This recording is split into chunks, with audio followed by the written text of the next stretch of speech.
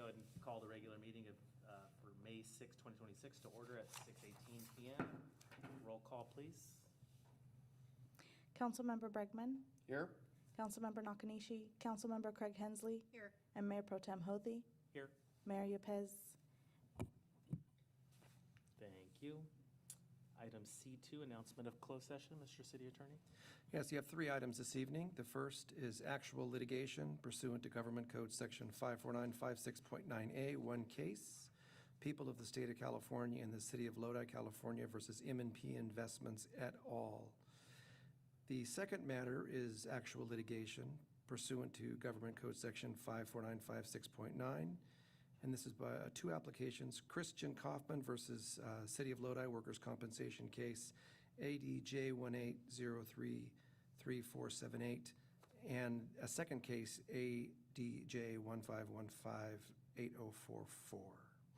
The third matter is public employee appointment pursuant to Government Code Section 54957B, one position, city manager recruitment. Thank you. Is there any public comment on closed session items? No cards and no members of the public in the audience. Great. Go ahead and close the closed session at 6:19 PM.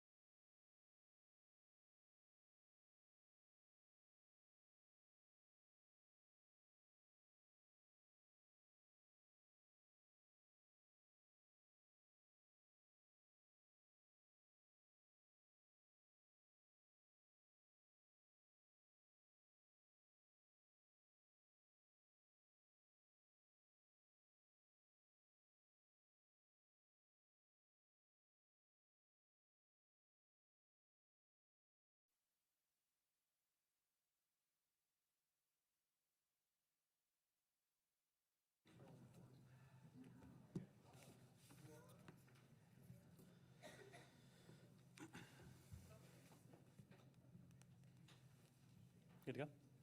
We are returning from closed session at 7:01 PM. City Attorney, can you please do a readout from closed session? There are no matters to report this evening. Thank you. Madam City Clerk, roll call, please. Councilmember Bregman, Here. Councilmember Nakanishi, Here. Councilmember Craig Hensley. Here. Mayor Pro Tem Hothi, Here. and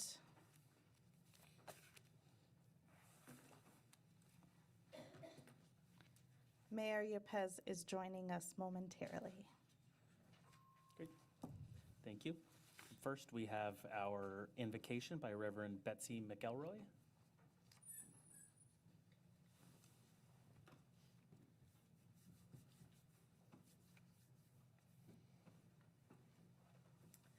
Thank you, Mayor Pro Tem, the council members, and community members.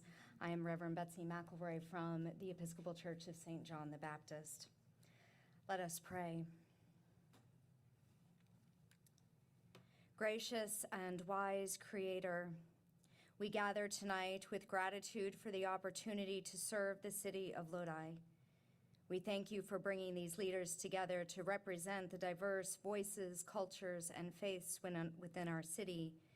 We give thanks for community members here to speak on behalf of those they serve. We ask for wisdom and understanding to guide the discussions and decisions made here tonight. Grant our mayor, our council, and the staff the grace to listen with open hearts, the courage to act with integrity, and the strength to serve with compassion. Help us to set aside personal agendas and work in unity, focusing on justice, fairness, and the common good of all our neighbors. May the outcomes of this meeting strengthen our community and bring peace, growth, and hope to all. We trust this meeting to your care. Amen. Thank you. Please rise for the flag salute. Ready, salute. I pledge allegiance to the flag of the United States of America and to the republic for which it stands, one nation, under God, indivisible, with liberty and justice for all.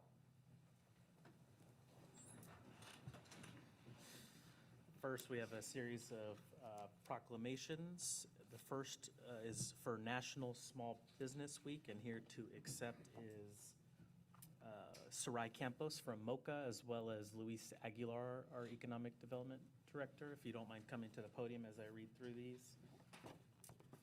National Small Business Week.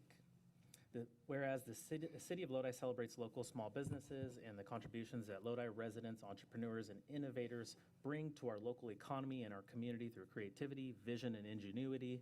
Whereas according to the U.S. Small Business Administration, there are more than 34 million small businesses in the United States. They represent 99% of companies with paid employees. Small businesses are responsible for 61% of net new jobs created since 1995. Whereas small businesses employ 45% of the employees in the private sector across the U.S., almost half of America's workforce. Whereas every $100 spent at a small business in the U.S., $68 stays in the local community, and every $100 spent at small businesses creates an additional $48 in local business activity as a result of employees and local businesses purchasing local goods and services.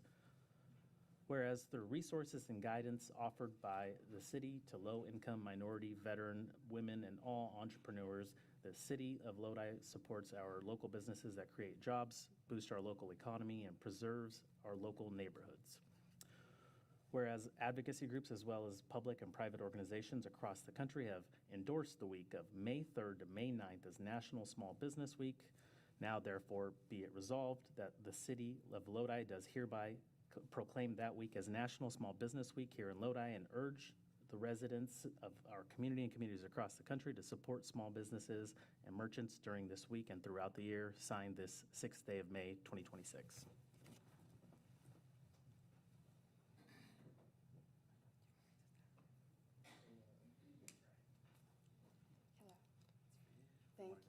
Thank you so much. Hello, everyone. Thank you for having me tonight. I truly appreciate the invitation. I'm so happy to be here. I moved from Mexico actually 5 years ago, even challenging for me to start a business from scratch, which I'm so happy because I'm surrounded by nice people and finding support around.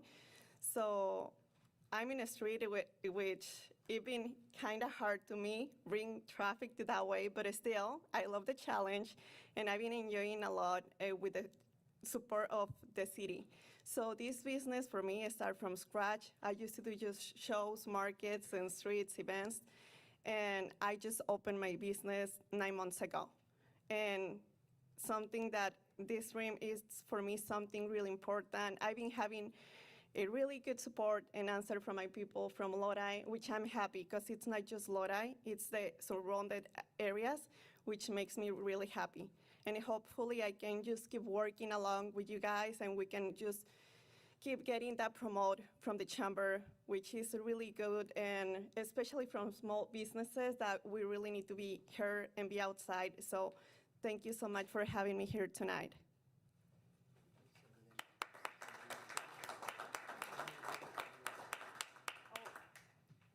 And just to let you know, guys, my business is located 210 North Sacramento Street here in Lodi. So everybody's more than welcome to stop by. I do jewelry, so it's a huge variety, high quality, tarnishry. You will find really nice stuff. So everybody welcome to stop by. Thank you. Thank you, JP Doucette, President and CEO, Lodi District Chamber of Commerce. And perfect for Mother's Day, right, Sarai? I mean, if you're a last-minute shopper like some of us, not naming any names, but stop in Sacramento Street and see Sarai's beautiful shop. But as President and CEO of the Chamber, we're 85% of our members are small businesses located right here in Lodi. It's the lifeblood of our community. I was a former small business owner and know the challenges that they face every single day and the love and commitment it takes to run a small business and make it successful. So thank you for this recognition. Thank you to Luis and his support of our business community and all you council members as well. So thank you very much. JP, you want to mention the walk tomorrow? Luis, you want to mention the walk tomorrow? So tomorrow, we're going to be doing our third annual Small Business Walk, and we will be walking the Kettleman Lane corridor. We're going to visit some of the shopping centers there and really trying to just get in front of businesses and let them know that the city's here to help, as well as the chamber and other resources. And it's usually a very fun and great event for people to volunteer and be part of. So thank you.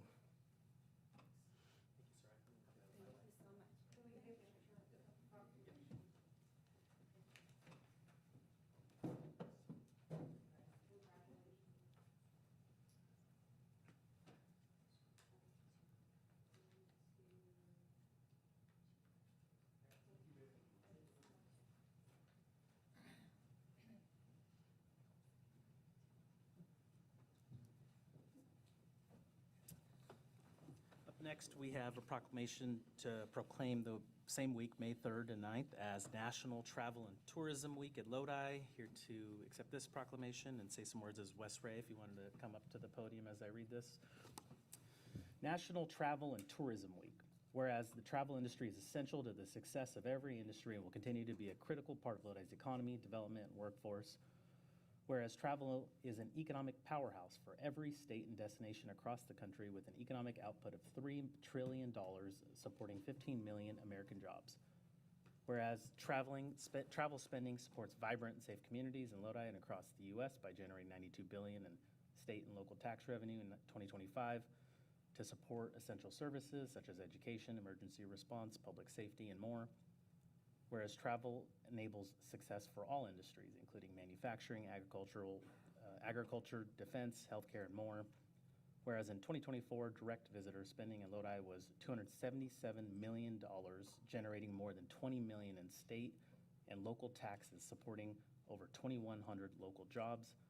Whereas 1 in every 11 jobs in the U.S. depends on travel, making it a critical driver of the American economy and a force for connection and opportunity, whereas travel is an essential industry, and we must continue to communicate that growing travel leads to economic growth, benefits businesses fosters mutual understanding and connects the nation. Now, therefore, be it resolved that the City of Lodi does hereby proclaim the week of May 3rd to 9, 2026 as National Travel and Tourism Week, and urges residents to join me. I urge residents to join me in recognizing the essential role that this industry plays in our community. Signed this 6th day of May, 2026.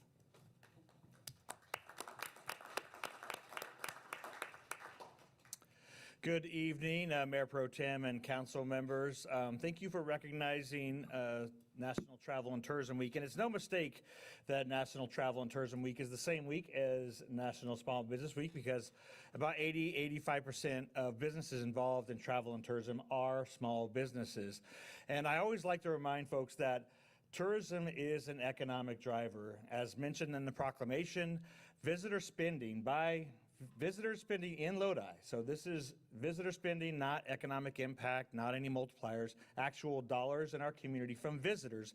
And visitors by this metric are people who come from 50 miles or more, so they're not in our own county, they're farther than that, bring $275 million directly into the Lodi community, supporting over 2,100 jobs. As a matter of fact, our latest credit card data shows that 25% of all spending in restaurants and retail is done by people outside of San Joaquin County here in Lodi, meaning that if we did not have visitors, I don't think many restaurants or retail could handle a 25% reduction in their revenue.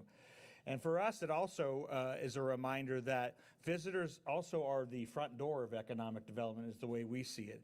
Everybody who decides to relocate here and join our workforce, relocate here as a resident, or move a business here is a visitor first.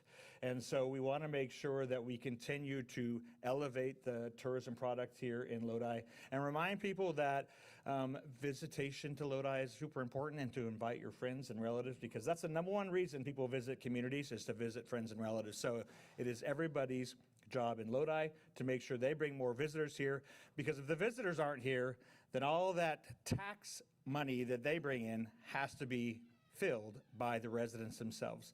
So visitors help bring tax dollars to communities that residents do not have to spend. So thank you to the council for recognizing National Travel and Tourism Week. I think it's no secret that tourism is important to our community, with the wine industry and our lodging properties and all the restaurants in our downtown and beyond. But thank you for recognizing this week, and hopefully this will trigger a moment where you'll invite some folks to come and spend a weekend here in Lodi. Thank you.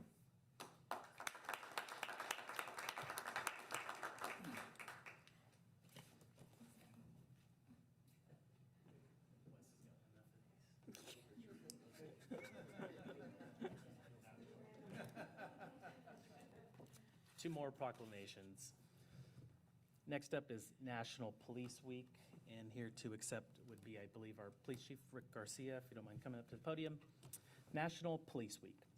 Whereas in 1962, President John F. Kennedy signed a proclamation that designated May 15th as Police Officers Memorial Day, and the week in which that date falls as Police Week.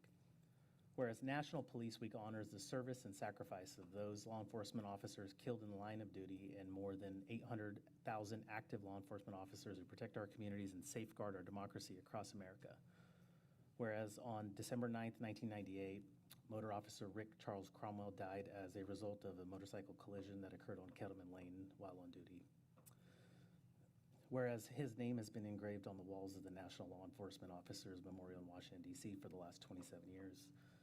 Whereas the safety of our community depends on police for direction and assistance in our most distressed and terror-stricken moments. Whereas Lodi's 73 sworn personnel work diligently to leverage available resources and partnerships to enhance their ability to provide top-quality service. They build and strengthen relationships with residents to most effectively address crime and social issues in the city of Lodi. Whereas the observance of National Police Week provides an opportunity for members of the community to learn more about the vital work of law enforcement and express gratitude for their service. Now, therefore, be it resolved that the city of Lodi does hereby proclaim the week of May 10th to 16th, 2026 as National Police Week in the city of Lodi, in honor of the men and women whose diligence and professionalism keeps our city and our residents safe. Signed the 6th day of May, 2026.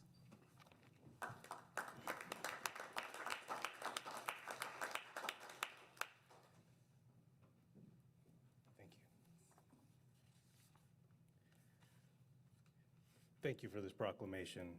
Today's just a reminder of the inherent dangers that this job presents, and that the men and women of Lodi Police Department go out and serve proudly. You know, we serve this community the best of our ability.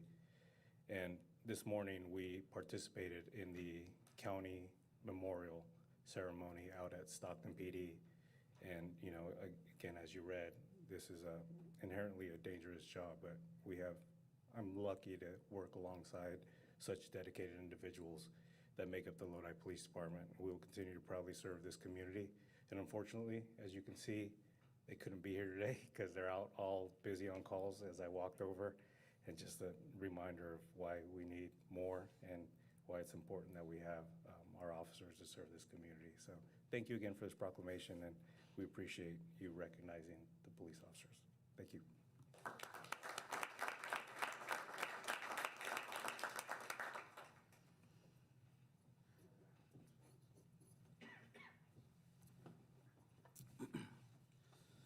Next is the proclamation for National Public Works Week. Our interim Public Works Director, Sean Nathan, I believe, will accept.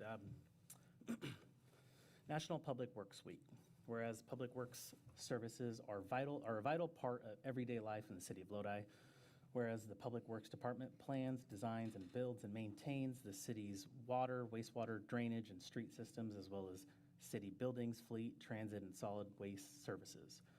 Whereas the health, safety, and comfort of residents and the beauty and cleanliness of our unique city greatly depends on the services and facilities provided by public works professionals. Whereas public works employees, contractors, and volunteers strive to provide a high level of service that enhances the quality of life at a reasonable cost for all Lodi residents. Whereas the efficiency of public works personnel is influenced by the community's attitude, support, and understanding of the importance of the work they perform. Whereas Public Works Week is observed to highlight the essential role public works plays in our daily lives. This year's theme is Rooted in Service, Powered by Community. Now, therefore, be it resolved, the City of Lodi does hereby proclaim the week of May 17th to 23rd, 2026 as National Public Works Week in the City of Lodi, and in recognition of the professionals engaged in public works, services, and activities in our city, signed the 6th day of May, 2026. Mr. Nathan, would you like to say anything here? I would, thank you. So in 1962, President John F. Kennedy also issued a proclamation about National Public Works Week. In that he stated, "It is in the public interest for citizens and civic leaders of this country to gain knowledge of and to maintain a progressive interest in their public works needs and programs of their respective communities." So kind of with that in mind, I just kind of wanted to educate you guys about our department. I'm going to go over kind of what our divisions are and just some real fast stats. So our department has about 130 positions budgeted, which is roughly 30% of the city's workforce.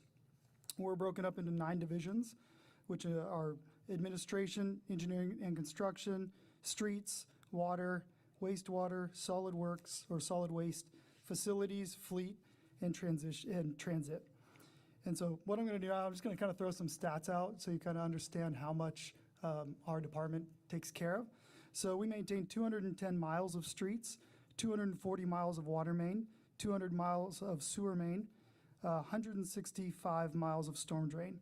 We maintain 12 storm drain basins, 15 storm drain pump stations, 17 river outfalls, 9 sewer pump stations. We have 28 groundwater wells. We maintain 2,300 fire hydrants. We operate an 8.5 million gallon per day wastewater treatment plant, a 10 million gallon per day water treatment plant. We maintain 55 traffic signals, 6,000 road signs, 2 million square feet of landscaping, 12,500 city trees. We dispose of over 80,000 tons of trash each year. We remove graffiti from 1,500 sites per year. We put out around 30 projects to bid each year. We issue 200 encroachment permits. We respond to 150 traffic complaints per year. We provide bus transportation for about 200,000 riders per year. We maintain over 430 vehicles in the city's fleet, and we maintain 430,000 square feet of city buildings. So a lot of big numbers there, and it's just a group of men and women that take a lot of pride in their work, and they work hard, and it's very rare that they get recognition for it. So I appreciate the proclamation and giving us a chance to kind of educate the public and and everyone on what our department does. So, thank you. Thank you.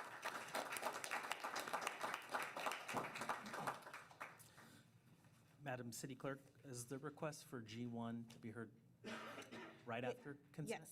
Isn't it already going to be heard after consent? No, we do have a public hearing, and that typically Oh, I see. follows Okay. consent. Got it. All right, so we have a request from the mayor who's in DC for SJ Cog to have item G1 bumped to immediately after the consent calendar, so if there are no concerns with that, I'd love to entertain a motion. Move to move G1 to immediately after the consent calendar.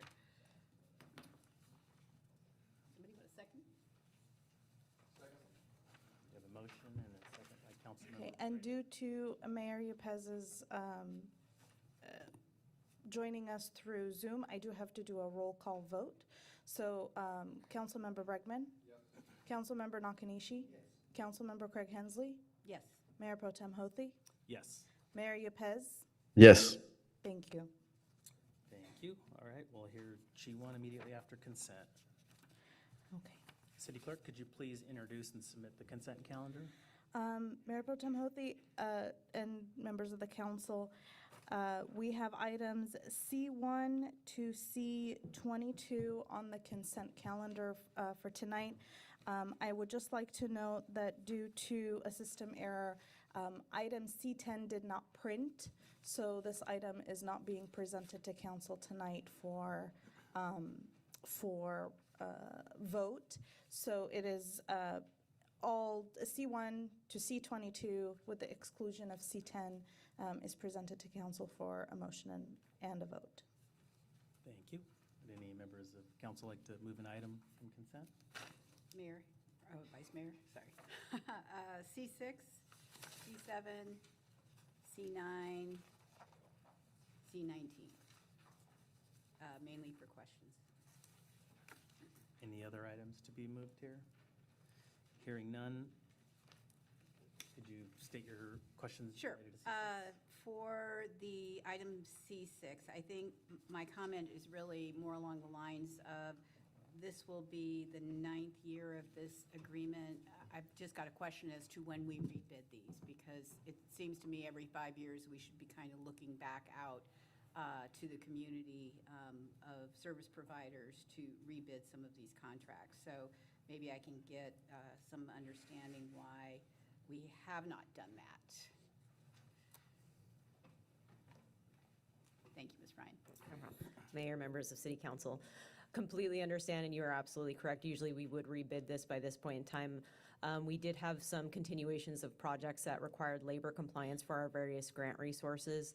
And in order to transition from our current labor compliance experts to a new labor compliance, it would be complex and would potentially open us up to some difficulties when we're trying to respond to auditors and things like that, because every grant resource does require various labor compliance, whether it's state labor compliance or federal labor compliance, that is requirements for each type of grant resource. So they have to look at all the subcontractors and all their files for prevailing wage rates, and so those are all items that come forth for that.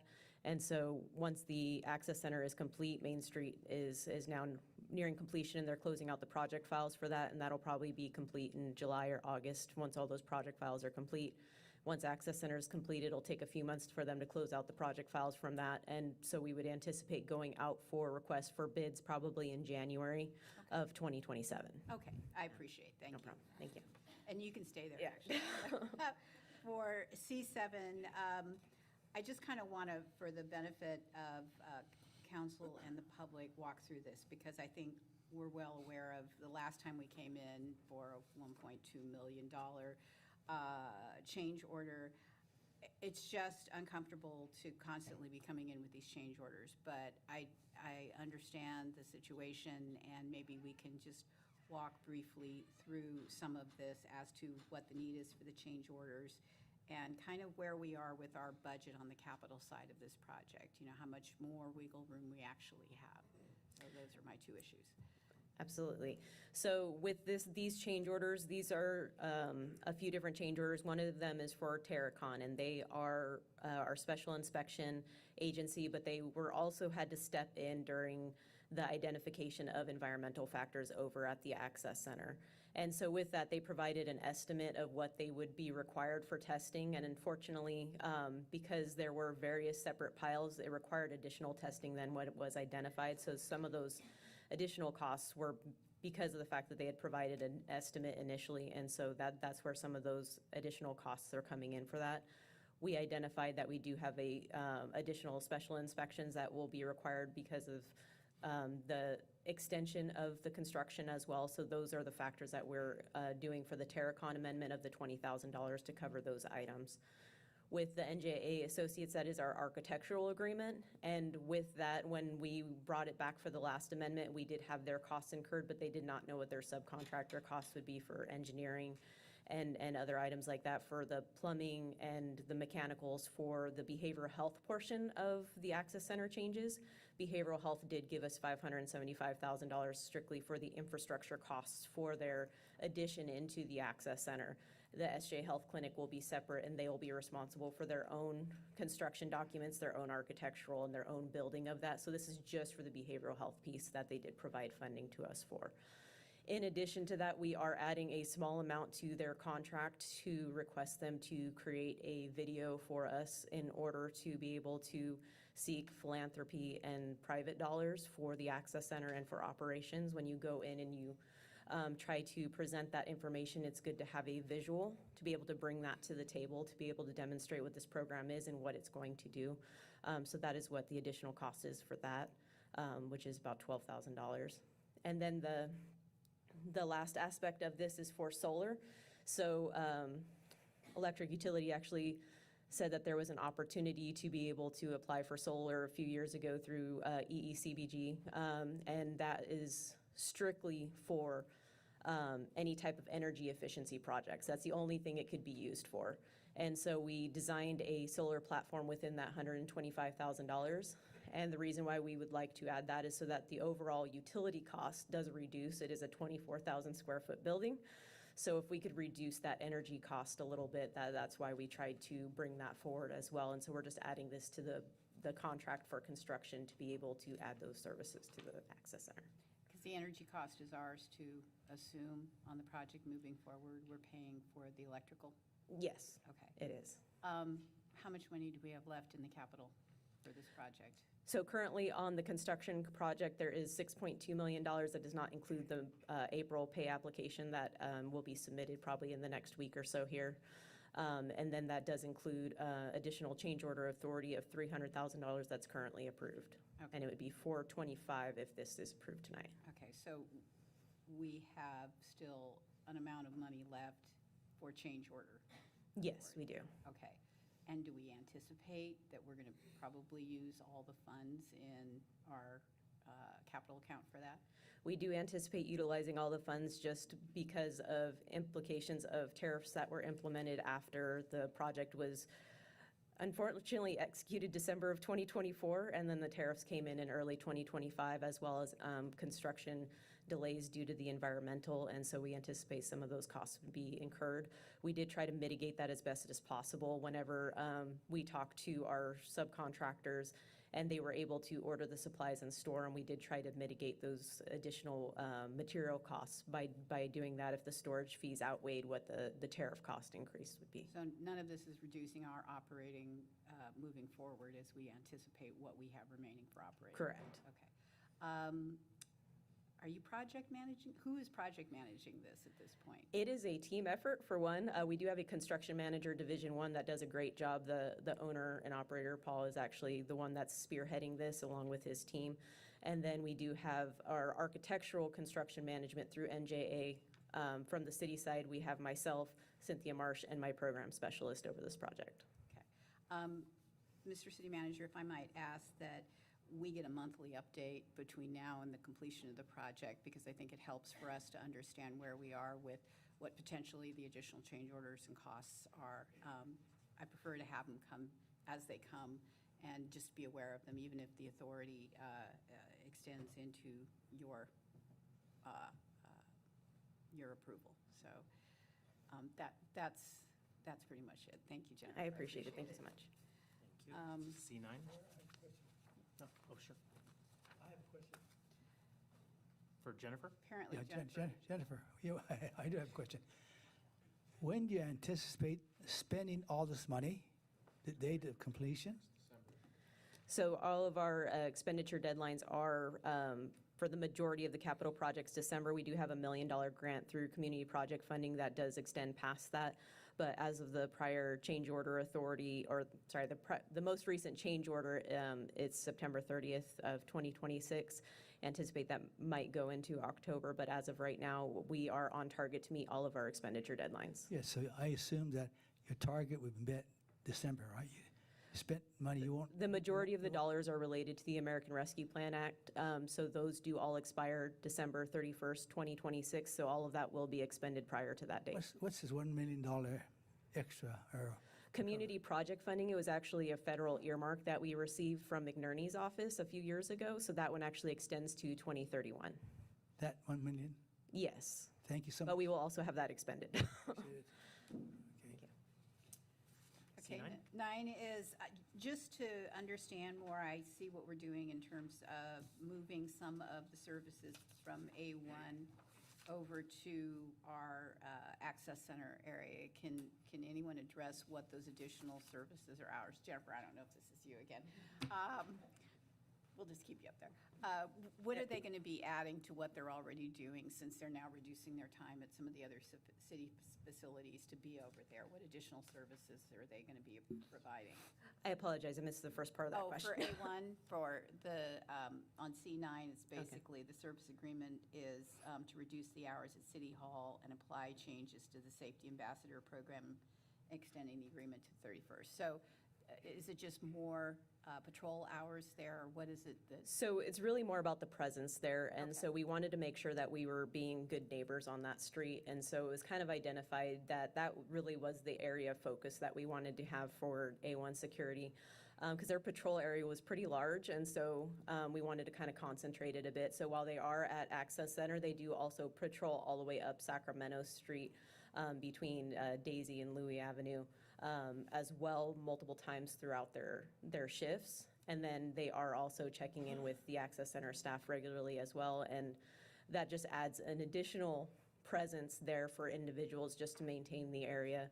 We actually had a neighborhood coalition meeting earlier this morning with, we've set up for business owners and community members that reside on Sacramento Street if they would like to attend. We have police department presence, public works, and our outreach workers as well.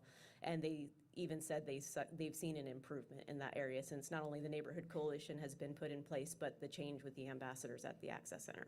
I appreciate you doing that, because we know that that's been a concern, not just with the businesses, but the surrounding residential members. So, yeah, thank you very much for that. You're welcome. I think you're done now. So, the last item, really, I'm just looking for better understanding. I know I've gotten some emails from folks concerned about the Hutchins Street Square pool repair and not being open. So I just wanted to get an understanding if the $40,000 we're committing tonight is going to fix it, and it can be open to the public, and we're good to go.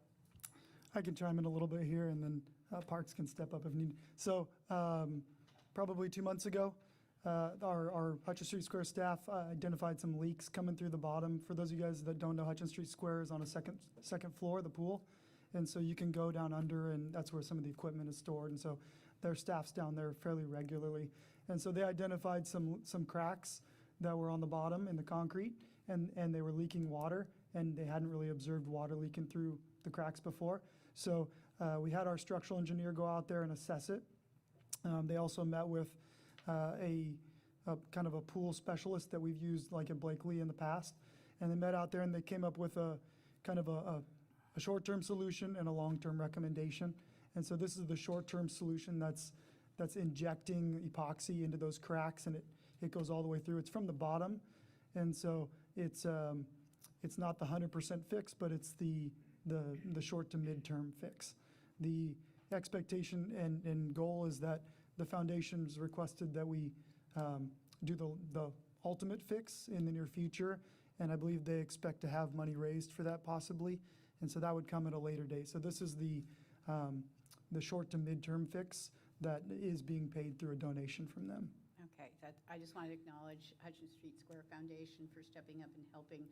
It helps all of us, and we want to keep that pool active because it is essential. And I think the $300,000 in the CIP is for the longer term? or is That's, that- yeah, that's the rough estimate on the ultimate fix. Okay, all right. So we'll see if we can all work together to come up with those dollars, Ms. Feldy. So thank you very much to the foundation for stepping forward. So that's it. Thank you, sir. Dr. Nakanishi? Clarify, $300,000 for the fix, $300,000 for the fixed? That's the estimate for the ultimate fix. All the fix. Yeah, the short to midterm length is 40,000. I see. When do you anticipate, we don't know, when that's going to come? So A few I think in discussions with the foundation, the desire is to do that like within the next year or so. It's just a matter of identifying and funding. Thank you. I neglected to ask at the beginning, would any members of the public like to pull an item from consent? Seeing nobody, anybody online? Okay. With that, I'll entertain a motion. Move to approve the consent calendar? Third. I'll let you have the next one, Doctor. That's right. Councilmember Bregman, Yes. Councilmember Nakanishi, Yes. Councilmember Craig Hensley, Yes. Mayor Pro Tem Hothi, Yes, Mayor Yepes. Yes. Thank you. motion passes. And now I'd like to invite our Parks Director, Christina Jeremy, up to speak about C-19 if you wanted to, we're doing that.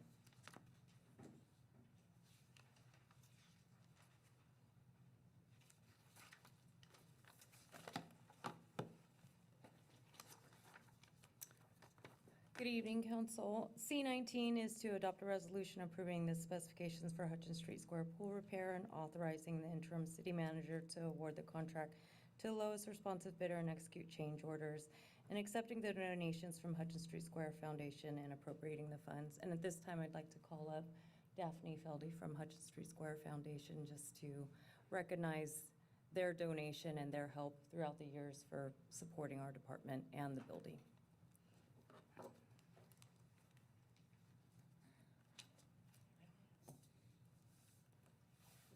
Just want to say thank you so much, Dan. Thank you. Thank you. Did you want to say anything? I didn't come prepared to say anything, but the foundation has been in place since 1979, so we're coming up on 50 years. And that's why we started this foundation, because the square wasn't going to last forever. It was going to need repairs, and we're prepared to help on these emergency and the longer-term projects. Thank you. Thank you so much.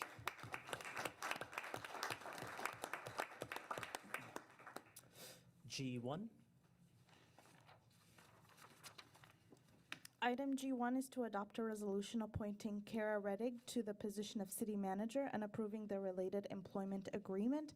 And I will turn it over to our interim city attorney to present this item. Pursuant to Government Code Section 54953, I'm required to give an overview of the compensation that this agreement entails prior to your consideration of it, so I'm going to do that now. This contract calls for a salary of $285,000, a $300 monthly auto allowance, and banks of leave time, a 32-hour bank for vacation, a 40-hour bank, 40-hour bank for vacation, a 32-hour bank for administrative leave and benefits that are consistent with those for the other executive staff. thank you. Does council have any clarifying questions? You make comments? Yeah, sure. Oh, Please, Dr. Nakanishi. Okay. Kara Riddick. We've had we had good candidates, I must tell you that, all right? But the thing that impressed me about her, she has a good resume, but she's been working for Outgrow for 22 years. Now, that's something, huh? Longevity, loyalty, and so forth, so we're happy you're here. Thank you, Doctor.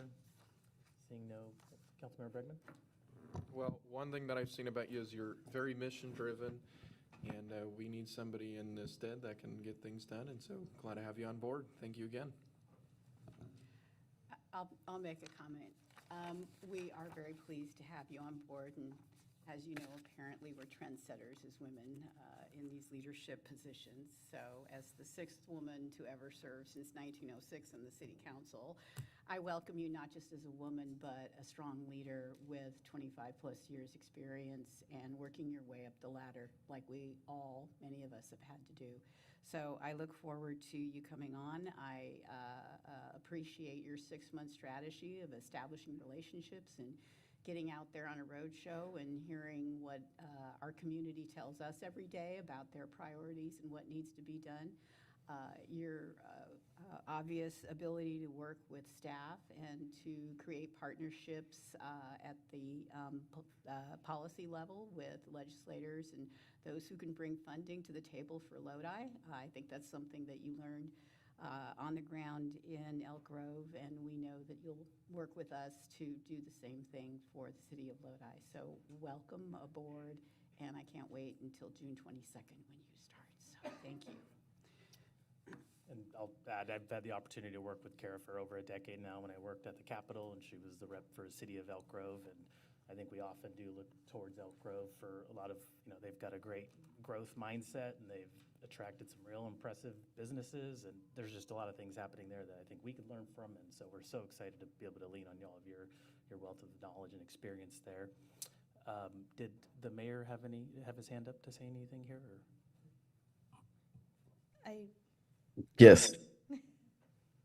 So, as you guys know, I'm in DC, but I connected because this is super important. I'm super excited for Kira to start, and I got so many compliments from other cities saying you guys did the right selection, and I'm super excited for you to start, Kira. Thank you. So before we vote on this item, do we have any public comments here? Mr. Doucette? Thank you, Mayor Pro Tem Houthi, council members. On behalf of our business community, the Lodi Chamber Board of Directors, and our membership, I'd like to welcome you to our community. We did do a little of our own due diligence upon hearing it, and nothing but rave reviews. So love to hear the 6-month strategy of doing a road show. I know our other community partners, Visit Lodi, Wine Grape Commission, and others are excited to be able to show you around. So welcome. We look forward to working with you. Thank you, Mr. Doucette. Any other public comments? Seeing none, I'll entertain a motion, and afterwards we could invite you up to say a few words if you'd like. Entertain a motion? Move to approve Kara Redding as the next city manager for the city of Lodi. I'll second it. Councilmember Bregman? Yes. Councilmember Nakanishi? Yes. Councilmember Craig Hensley? You betcha. Mayor Pro Tem Houthi? Yes. Mayor Yupez? Yes. Thank you. Right. Congratulations, Ms. Reddick, if you want to.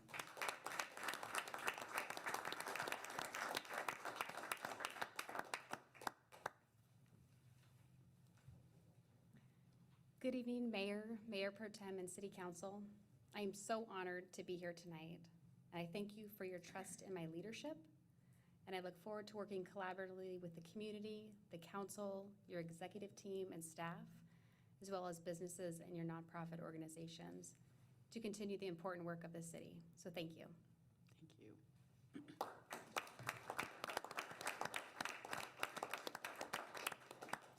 Thank you. Up next, public hearings, F1. Do we want to go to public comment on sorry, I non-agenda skipped two items? items. No worries. It's a funky, First, we have item D, comments by the public on non-agenda items. Madam City Clerk, do we have any public comment cards? I do have 2 comment cards, and the first card I have is from Donna Phillips. Good evening. I wasn't planning on being here either, but here I am. Councilperson Lisa Craig Hensley texted me recently about the progress we'd made on Laurel Avenue with the parking and all that. So what I wanted to do was to respond, let you know what I responded to her. We are not done with Laurel just yet. She just inquired about just checking in, how's it going? And I responded back to her saying, the number of cars down the north end of the dead-end street have become unmanageable. Excuse me, I didn't mean to jump ahead on that. Thank you for your inquiry. At the end of Laurel Avenue, we have not witnessed anyone parking on our street anymore, so we can get by. We're still impacted by damage to our property and the cars that come down making U-turns, 14-point turns on our patio and into my car and flower beds. We do see a great deal of police presence and tickets being written.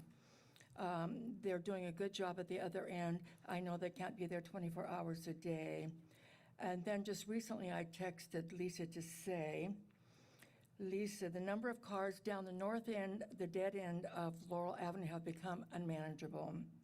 It would be helpful if we could swing the small white gate out to deter traffic.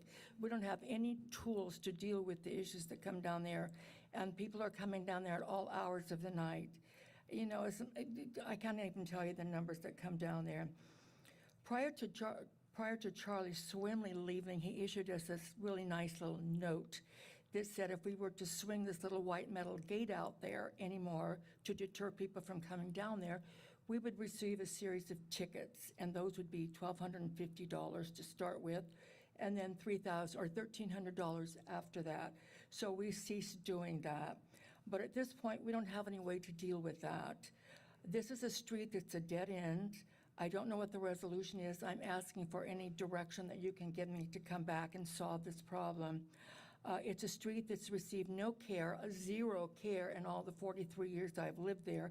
So it's basically an abandoned street that catches all the traffic now from Laurel, all those people that are looking for parking places, and all the people that didn't take reverse back up in school. They can't back out, they just back up onto my patio. Basically, I'm just asking for some direction. What should I do? We need some help with this. I mean, my dog almost got ran over one day. The other person that shares my house got punched out one day by someone over the parking situation. I know you've done a great deal of energy before. The police have done a lot. The fire department. Our end of the street is now a fire lane, and that's very helpful because people have stopped parking on our street so we can sort of get home. So the fire lane is very helpful, but it still has not stopped the numbers of people that come down there thinking they're going to get to the park, and they get to a dead-end street. So I appreciate Lisa checking up on me. She always checks up. That's really good. So anyway, I'm just leaving this in your lap. I'm just giving you an update. The police are doing great.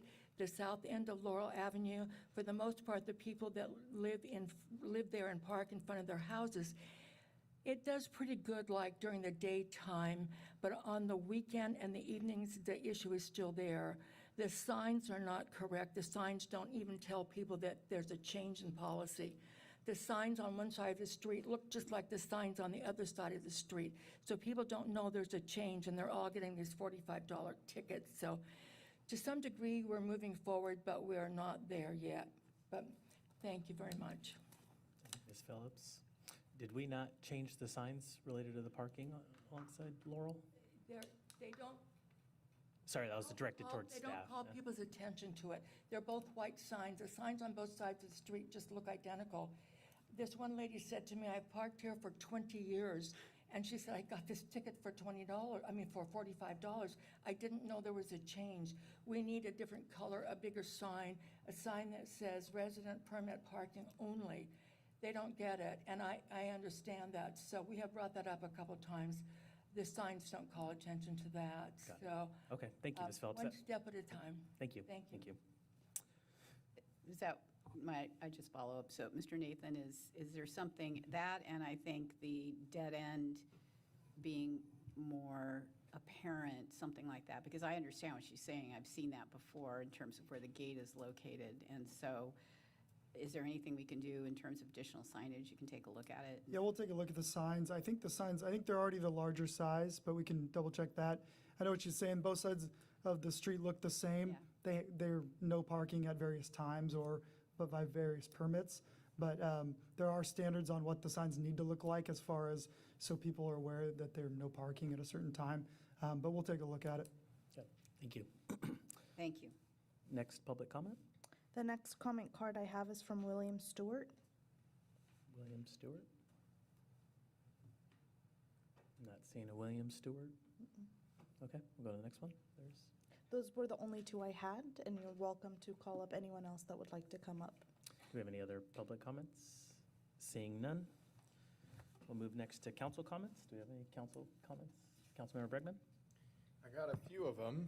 So I recently attended NCPA's federal conference. All of my colleagues ditched me, but it was still a fun trip and a worthwhile trip. One of the many items that we went for was FOFA, which is Save the Forestry Act. Under that item, we were hoping to increase the footage in which we can remove trees around power lines that NCPA owns. For those of you that don't know, Lodi owns our own electricity, or what do you call it, an electrical, Jeff, help me out here. I am tired as can be. Thank you. Electric utility, and we're in a group, JPA, called NCPA that has 16 cities total. Together we serve a little over 700,000 residents. And anyhow, when we were lobbying, FOFA was the main item we were trying to get passed, which has bipartisan support. And so again, increasing the 15-foot threshold to 150 feet on either side of our power lines helps us protect others and our own assets. Second item that we were trying to approve was a sediment removal from some of our dams. So we have sediment buildup inside of our waterways, which again affects our water storage capability. And so again, if we can remove that sediment, put it on forestry property instead of hauling it out, it saves taxpayer money, ratepayer money, and it just makes sense because again, where's it coming from in the first place? And then the last item was our hydrogen hub funding. Originally, we had gotten around $50 million from the federal and state government through a program called ARCHES, and we're still working on clawing some of that back. That should be successful, but it sounds like it's going to be a while. So again, the hydrogen hub in our belief is still going to happen. It's not a if, it's just a when. So very glad to be a part of that. We have some of the brightest minds in the world a part of this group, NCPA, and we were speaking to some of the highest people in our federal government, so one of which was the chief of forestry. The second item was Love Lodi. As always, great turnout. Thank you for those who were there. Can you raise your hand if you were there? JP, were you there? What? Well, you have kids. You have a good excuse. I was on barbecue duty, so feeding people is a service all by itself. But again, thank you for those of you that did serve. Great opportunity to get out and meet great people and just again serve. And if you're not doing something on a regular basis, I would entreat you to get involved in a Rotary or Kiwanis Club.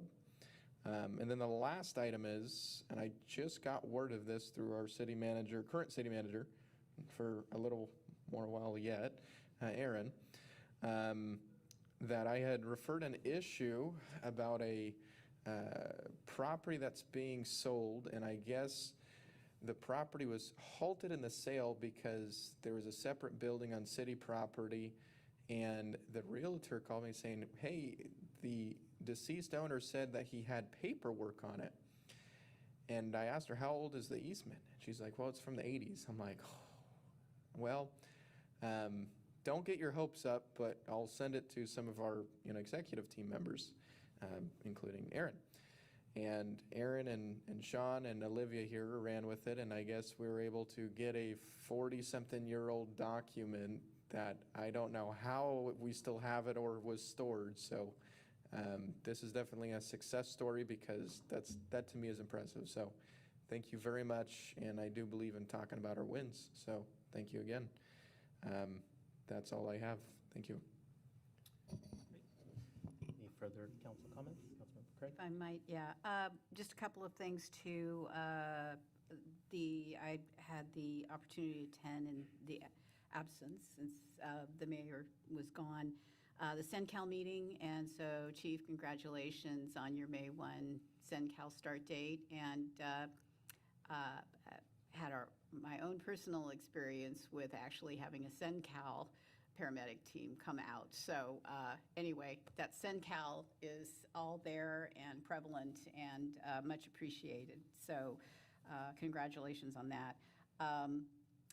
Also participated in the Love Lodi Day with the Armory cleanup, which is going to be relevant to our discussion on that item later on. And then also I was able to, along with Supervisor Ding and Health Director Genevieve Valentine from the county, SJ Cog, Jennifer Ryan, and other city staff, participate in the ribbon cutting for the Reimagined Housing, Transitional Housing. That was a great project. We are a catalytic project on that block. I looked at both of the properties on either side and hope that we can work with those property owners to get those buildings renovated as well. But just so everyone understands, the tenants in those buildings are coming on referral only, and will be there, from what I understand from Ms. Valentine, from a 6 to 9 month period where they transition out. So that is transitional housing for those who are referred and come from our access center or other locations where they are an acceptable referral list. So great little project, and I think we already are full up.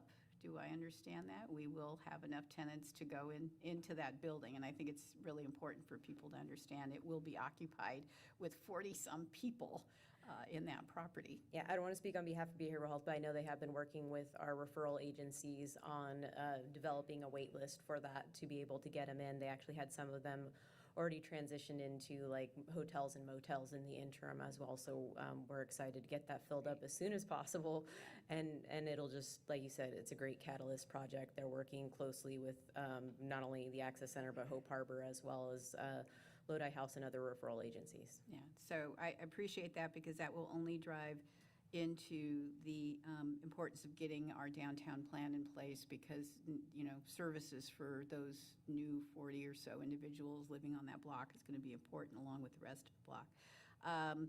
Just a note, maybe Public Works is aware of this. I heard from Mr. Bunch, the sidewalk is completed at the Lodi Academy. So well done, team, on getting that completed. Did we do an inspection on that? Should I think it's still open permit, but I think it's done. It's done, We'll be coming back to council to accept those improvements and clear the deferral agreement.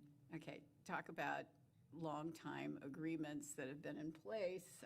That one now has been completed. So, and lastly, I just want a note for all of council. I've been talking to Mr. Bush about approaching a Measure K amendment. We have a number of projects that are identified in the SJ Cog strategic plan that came from a 20-year-old renewal of Measure K, and I think in light of what's going on with our downtown plan, our SOI area, we need to take a second look at some of the projects that are in line and determine what we may want to add or reprioritize, because there are some projects, there's at least one project on there that we really probably don't need, and others that we need to add. So I think I want to get that at some point, Mr. City Manager, agendized for further discussion. So that's it. Thank you. Mayor. Thank you. Councilmember Nakanishi. Yeah. I'd like to make a comment on Aaron Bush, interim city manager, and one we had before.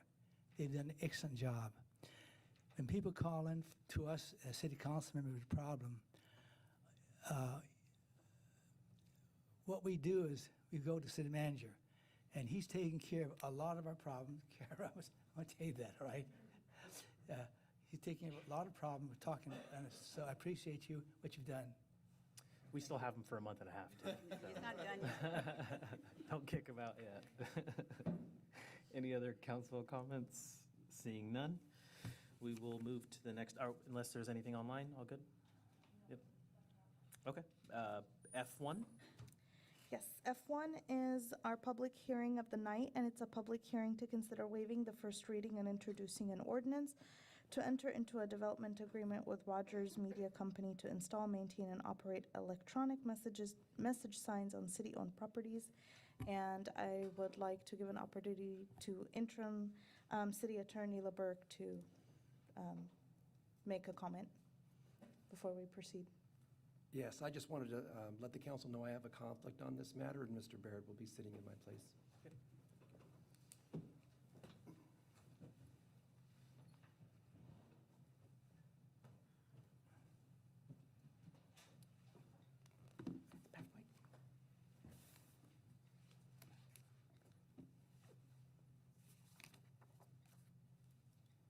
Who's leading this item? There we go. Good evening, Mayor Pro Tem Hothe and Council, interim and deputy, Community Development Director Cynthia Marsh. This item before you tonight is an ordinance to implement a development agreement or authorize signing of a development agreement with Rogers Media Company to install and operate 3 electronic signs on 3 different city-owned properties. As you probably recall, back in 2021, there was a private company that sought to lease space from the city to construct and operate electronic signs on city-owned properties. At that time, there was no mechanism in place to allow such a request. Following that request, Community Development spearheaded a code amendment in 2022 that was approved by Planning Commission and City Council. That code amendment created Lodi Municipal Code Section 17.34.070 subsection H, and that allowed community electronic message signs on city-owned facilities. Following that implementation of the code and adoption of the code amendment, the staff was requested to do an RFP to allow signs on city-owned properties. 3 parcels owned by the city were chosen. I'll show those to you in just a moment. There was one responsive proposal, and that was from Rogers Media Company. Following that, in January of 2025, this item initially went to the Planning Commission to approve the development agreement with Rogers Media. At that time, the development agreement was for installing 2 of the 3 signs. The RFP included 3 locations. There was some pushback from local citizens who lived nearby at the 3rd location, so they withdrew from that location, and that was near the city-owned site near Walmart off of Kettleman. So the initial agreement that went to Planning Commission was for the sign at the Hutchins and East Harney intersection, and then the second location was at the city's animal shelter, soon-to-be former animal shelter, at 1345 West Kettleman Lane. Subsequently, when we were in the process of routing this on its way to City Council, Public Works traffic engineer determined that there were some potential safety conflicts with traffic signals at that intersection at Harney and Hutchins, which turns into West Lane as you head south of the city. So as you're coming into the city or at that turn, there was some concerns about potential light conflicts with the sign and red, green, traffic lights potentially being misinterpreted by the sign. So following that, Rogers Media met with Public Works and other departments, electric utility, to determine another location for that sign, and they came to the intersection at Hutchins, a little bit north of the intersection, so it's in the median near where the Welcome to Lodi sign is, that I think was the wood sign that was installed in about the 80s, and I'll show you an image in just a moment here. So the Lodi Municipal Code was amended in 2022. As I mentioned, it has requirements within it. The requirements are that the city receive advertising revenue. In response to the RFP RFP proposer, Rogers Media, proposed that the city would receive greater of either $25,000 annually or 25% of advertising sales. So whichever is the larger dollar amount of those. The city, in turn, will receive free display time for city events, public messages, and emergencies. So if there are any emergencies, say, for example, flood or evacuation, or just, anything that the city needs to take control of, if the police department or fire department needs to work with Rogers Media, it would take mere minutes to contact them and gain control of the system and be able to display emergency messages onto those display boards. Otherwise, we will get free display time, so that could include, events in the city, Great Festival, events at Hutchins Street Square, Parks and Rec, job postings, any of those things that the city would wish to do, we could coordinate with our PIO and we can get those posted through Rogers Media on a monthly basis. The Lodi Municipal Code does require Site Plan and Architecture Review Committee, known as SPARC.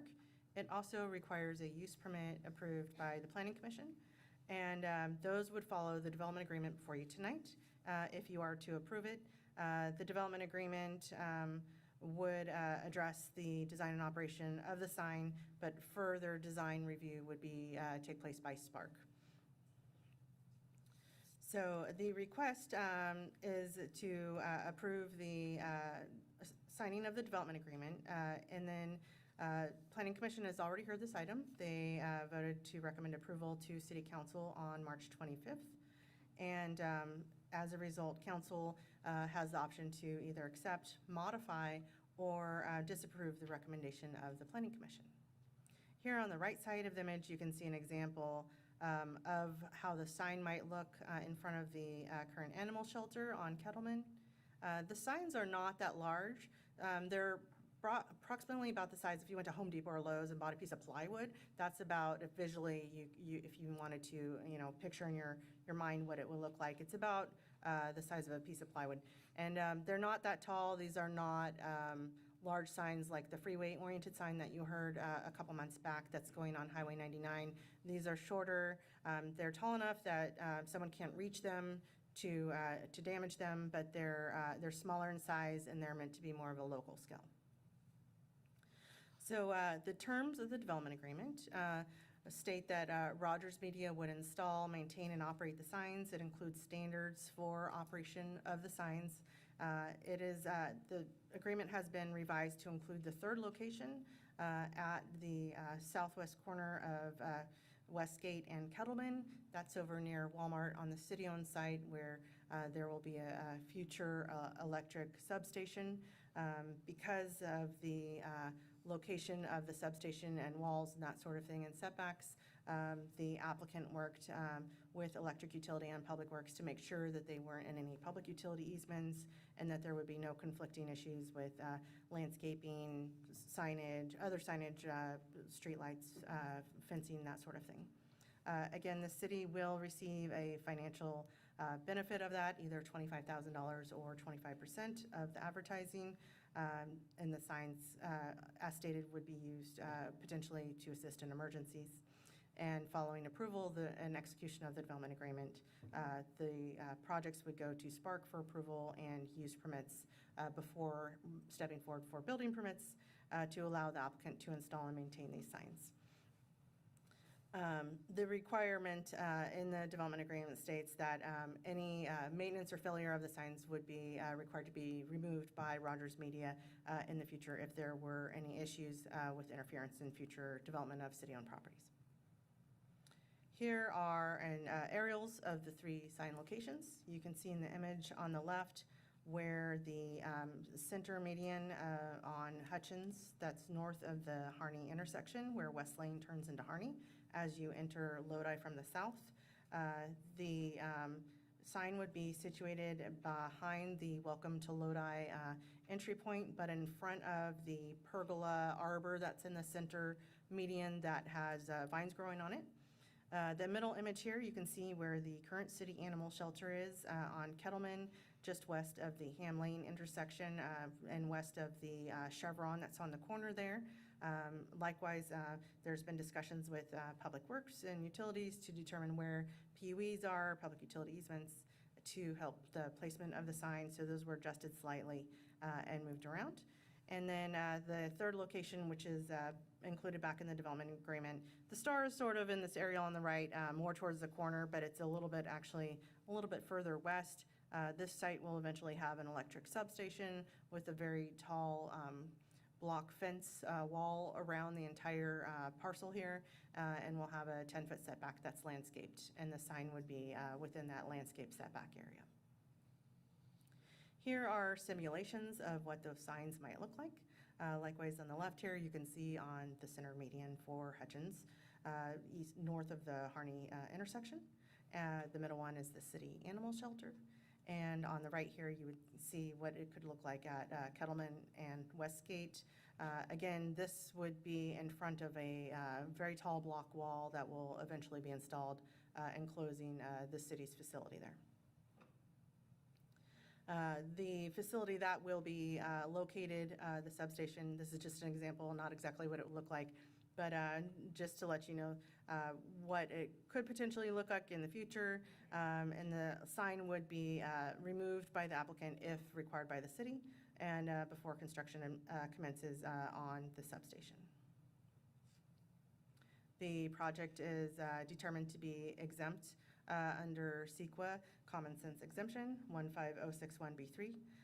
The development agreement itself is exempt. It may be further evaluated once they proceed with their Spark and their use permit applications. That concludes my presentation, and there's a motion. I'm available for questions if you have any. Thank you. Any questions from council? Was there any discussion with Roberts about like protocol if someone were to hack into the sign and change the messaging? I know that's happened in some of the other areas. Yes. Yes, those concerns were expressed. They said they operate signs all over the western states, and they said it would not be an issue. They've not had any instances of that occurring. They have a pretty secure system that's controlled remotely, but if that were to occur, we would have our own login, so the city PIO could potentially just get in and shut it down, or if we just give them a call or shoot them an email within seconds, they can just shut it down remotely. And then what's the process if, what are restrictions around the types of advertisements? Could you speak to that? There would be, the city would need to not specifically approve advertisements, but the standards that would apply for any signage in the city, appropriateness would apply. May I ask more, like if you're meaning if there's anything inappropriate I don't that know, was on a sometimes sign? there's like a controversial event or something. Like, how are we going to handle that? I would probably defer to our city attorney to answer that question, because I would assume there could potentially be some constitutional issues there with signage restrictions. Yeah, it's covered under Section 10 of the development agreement under display limitations. There's not really, I don't think, a constitutional issue so much, because it's the contractors voluntarily agreeing to this. It's not something we're imposing, in other words. But the restrictions are no political messaging, no obscenity, nothing illegal can be displayed on there, and those are all voluntary concessions from the contractor outlined in paragraph 10 of that development agreement. I think I covered everything. Political, religious, sexual, those are the restrictions on it. Okay. All right. Does that answer your question? Yep. Thank you. All right, now I'm going to go ahead and open the public hearing at 8:13 p.m. City Clerk, do we have any public comment? I do not have any cards. Anything online? All good? No. Do we have any members of the public who'd like to speak to this item? Seeing none, I'll close the public hearing at 8:14 p.m. And if there's no further questions? Quick question, yeah. Dr. McAleese? Who made this recommendation before? Who initiated this idea? I think it was 2021 is what we're. All of us? You were, yeah, 2021. All of us did? Correct, yes. The recommendation, I believe at that time, was brought forward to the city manager, who suggested a code amendment. And that code amendment, the Lodi Municipal Code was amended, and that was approved by both Planning Commission and City Council. And then after the RFP was issued, this process begins with the development agreement, first being approved by Planning Commission, which it has been, and is now before you tonight for approval of the development agreement. This, signs are so prevalent, I can't see a downside. We'll entertain a motion. Move to approve. Motion second by Councilmember Bregman. Councilmember Bregman? Yes. Councilmember Nakanishi? Yes. Councilmember Craig Hensley? Yes. Mayor Pro Tem Hothy? Yes. Thank you. Motion passes. Thank you. Item G2. Item G2 on the regular calendar is to adopt a resolution ratifying the interim city manager's employment of Jamie Bandy as the Director of Administrative Services and approving the employment agreement effective May 12th, 2026. I'll turn it over to our interim. Oh, yes. Hi, James Peavy, Human Resources Manager. At its November 19th, 2025 City Council meeting, Council approved the adoption of a new classification and salary for the position of Director of Administrative Services. The Director of Administrative Services will be responsible for 4 divisions: Budget, Finance, Human Resources, and Information Technology. The city engaged the services of an executive recruitment firm to conduct the recruitment, with the interim city manager interviewing the finalists. The interim city manager elected Jamie Bandy to fill the position. Staff recommends approval of the employment agreement between the city and Jamie Bandy effective May 12th, 2026. Thank you. Thank you. Do we have any council comments on this item? If I might just note that I appreciated the fact that the staff report indicated the qualifications of the city treasurer, and note that I've talked with our city manager about codifying those in some way to ensure that we have that description in our ordinance. So very much appreciate welcoming a qualified person into the city treasurer slot. So thank you. Any other council comments? Comment? Yeah. This individual was chosen by city manager. He gained the process, and he's chosen the right person. That's all I have to say. Seeing no further council comments, we have disclosure. Yes, pursuant to Government Code Section 54953, the salary for this contract is $195,261. Benefits are consistent with executive members of the city administration, and there's an initial vacation bank of 80 hours. Thank you. Thank you. Do you have any public comment on this item? Seeing none, entertain a motion. I'll make the motion. Second? Motion, second by Councilmember Craig.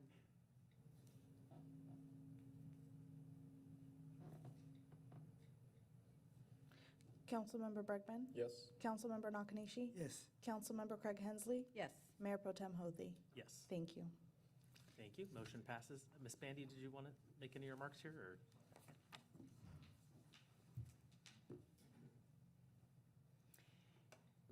Thank you for the warm welcome, and I just wanted to say I appreciate the opportunity to join the City of Lodi and serve as your Administrative Services Director.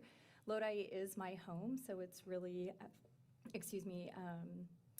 very meaningful for me to be able to come back and serve the community in a professional capacity. So thank you again, and I am ready to get started. Thank you. Thank Welcome. you. Great to have you. Next item, G4. G3? No, skip. G3, sorry. No worries. No, G3 is. Was G3? So Oh. G2 was for her employment agreement, and then Oh. G3 is to actually appoint her as city treasurer. Oh, okay. Got it. Okay. Whatever the G is. Do you want to move to approve? We made 2 items. Typically, it's on consent, but it felt a little odd to appoint her as treasurer before you approved her employment agreement, so. Oh, got it. Okay. So what am I doing? A motion and a vote? What should we just do? G3. We did G3, so should we go back? I see, okay. No, Yeah. Well, we introduced G2, and G3 kind of got blurred in there. Got it. Okay. You took a formal action on G2, and so now G3, since I'm here, I'll just mention to you very briefly that, agencies are required to have a city treasurer that handles and manages city's funds. And we've historically had that position served by either your deputy city manager or your assistant city manager. Christina Jeremy has been wonderfully filling in that role. But now that you've just approved item G2 and a contract for Ms. Jamie Bandy to serve as your new Administrative Services Director, we felt it appropriate to go ahead and assign those responsibilities and duties to Ms. Bandy now that she will be accepting that new role with the city. So we've identified all the roles and responsibilities of that particular position, and yes, we have discussed about formalizing those, and so that will be coming back to council in some formality way of documenting those roles and responsibilities of the city treasurer. So everybody knows what that position is up to. So with that, we recommend your approval of the action tonight. Thank you. Any council comments? Councilmember Beckman? Thank you very much for your service, Christina. It's appreciated. Yep, I'll echo that. Thanks, Christina. Any public comments on this item? Seeing none, entertain a motion. So moved. Second. Councilmember Bregman? Yes. Councilmember Nakanishi? Yes. Councilmember Craig Hensley? Yes. Mayor Pro Tem Hothy? Yes. Thank you. Thank you. Motion passes. Congratulations again, Ms. Bandy. G4? G4 is to adopt a resolution approving the exception to the 180-day waiting period for appointing a retired annuitant to the Economic Development Department, and I'll turn it over to our Economic Development Director, Luis Aguilar. Good evening, Council. Luis Aguilar, Economic Development Director. Pretty excited about this item. So the city proposes to hire Mr. Donald Burris as a retired annuitant to assist with the Economic Development Department and specifically the implementation of the strategic plan. The Public Employees Pension Reform Act of 2013 requires a 180-day waiting period before an employee can be hired as an annuitant. The law also allows the city to approve an exception to the waiting period via public meeting, and which is why we're bringing this to you for your consideration. I will want to note a few things about Mr. Burris. He retired from the city of Vacaville in December 2025 as a director of economic development services. He has an extensive career. He's also worked for cities of San Jose, Redwood City, and just recently at the last CalEd conference that I attended, he received the prestigious award of Local Economic Development Champion Award. So, and that's from the state's, agency for local economic development. So, obviously very well qualified, and if approved, Mr. Burris would be hired as a part-time economic development manager at the rate of 67.28 per hour and shall be limited to no more than 960 hours as per fiscal year. It's anticipated that he will help us serve here for about 6 to 9 months. Staff requests that council adopt the resolution approving the exception to the 180-day waiting period and appoint Mr. Donald Burris as a retired annuitant in the position of part-time economic development manager effective May 26, 2026. And I'm happy to answer any questions. Council comments? Seeing none? I would just actually, Mr. Aguilar has some great responsibilities, duties in here, so I'm sure you'll work with him in his half-time, 6 to 9 months to figure out what the priorities would be. But everything that's in here for his duties is something that we know is necessary. So between the two of you, I have every confidence you'll keep moving forward our economic development plan. So thank you for locating him and bringing him on board. Any public comment? Seeing none, entertain a motion. I move to approve. Second. Motion second. Councilmember Bregman? Yes. Councilmember Nakanishi? Yes. Councilmember Craig Hensley? Yes. Mayor Pro Tem Hothy? Yes. Thank you. Thank you. Motion passes. G5? G5 is to discuss and provide staff direction for the Lodi Armory building, and again, I'll turn it over to our Economic Development Director. Good evening again, Luis Aguilar, Economic Development Director, and I'll start off by just providing a little bit of background for the public. The Lodi Armory is located at 333 North Washington Street and is currently owned by the state of California. Senate Bill 855 and Assembly Committee on Military and Veteran Affairs authorized the Director of Department of General Services, also known as DGS, to transfer, exchange, or sell 7 specified properties throughout the state of California, which includes the Lodi Armory. Existing law requires that an armory to first be offered for sale to a local agency before it gets offered to private entities or individuals. If the local agency wants to be considered as a potential buyer, there is a 90-day period that the local agency would need to submit a letter of interest for. And so that date is approaching. We learned that recently. And so we're here to, get direction from council whether this is something that we should pursue. And again, if there is interest, then we could move forward with the letter of interest, which is non-binding, and it could have any disclaimer that the city feels is necessary. So the Lodi Armory has been identified in the downtown planning area, and there's a map attached to your staff report. It's also been identified in the Visit Lodi Sports Tourism Strategic Plan and Facility Recommendations Report. And so this site has real potential to be a catalyst for a lot of the planning efforts that we're trying to focus on as we move forward.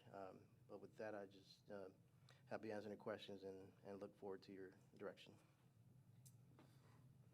Council comment? If I might, just, it's falling into our lap in some respects. I mean, the timing is perfect, tied to the sports tourism plan, tied to the downtown plan. We've used that facility in the past, and I think it's a great opportunity for us to start to complete that complex, that sports complex area. So at this point, all we're really committing to do is to enter into some discussions with them, correct? So, I mean, my feeling is that let's go for it, so. Councilmember Bregman? So is the goal to get the property for free and the state gift it to us, or is the goal for us to purchase the property? Or are we hoping for the best but realistically expecting to buy it?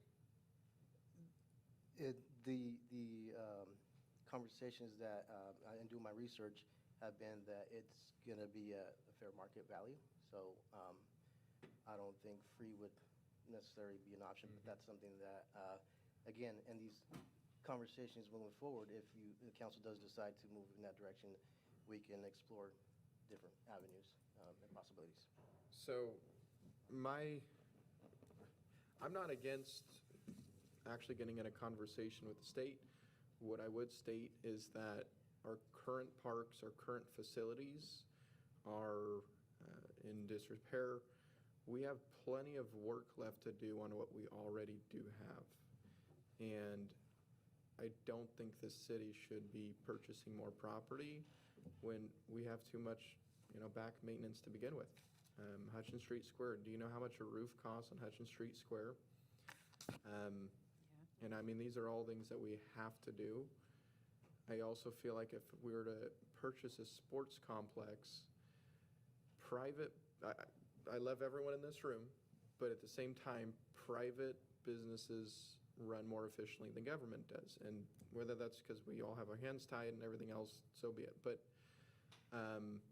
I think that would be unless something changes in this equation, that is our budget and our current condition of our facilities, then I can't approve another expenditure to buy a facility like this. Which you mentioned, a new tax, right? I don't think we're in a position to ask the people of Lodi for a new tax either. And I'm going to bring up something tonight, which hopefully will add to income into the city. So I'm not trying to come here to shoot everything down. I'm trying to come with solutions. But among the top priorities I have, number one is being fiscally conservative. And that doesn't include adding more facilities. So if we're able to help the conversation from the city standpoint to get a private business owner to purchase the property, great. And do I think we should have the conversation? Absolutely. I think we'd be stupid to be that closed-minded.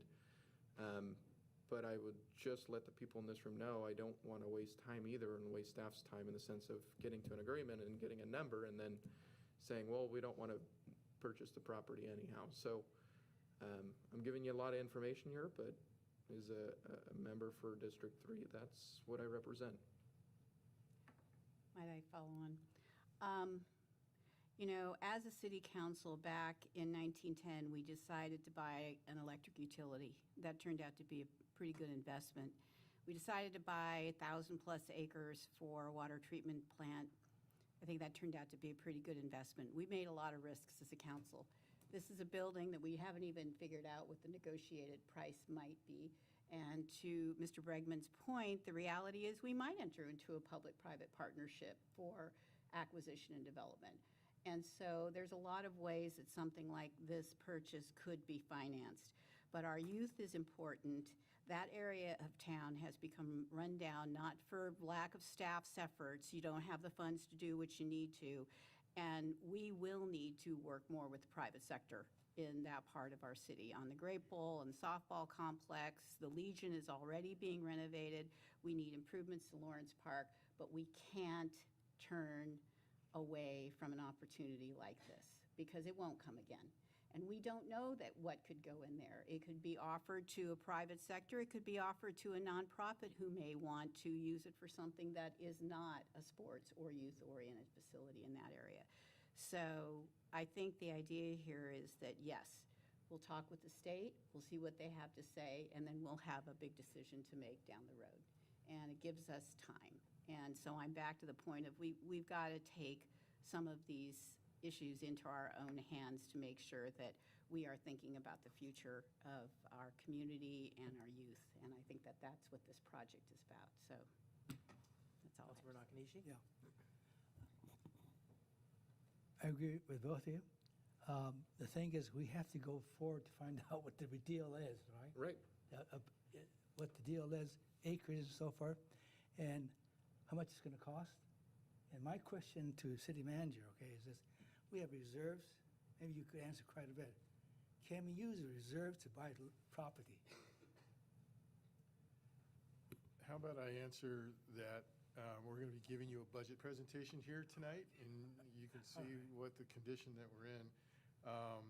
So I appreciate the comments about our, financial health and what opportunities we may or may not have.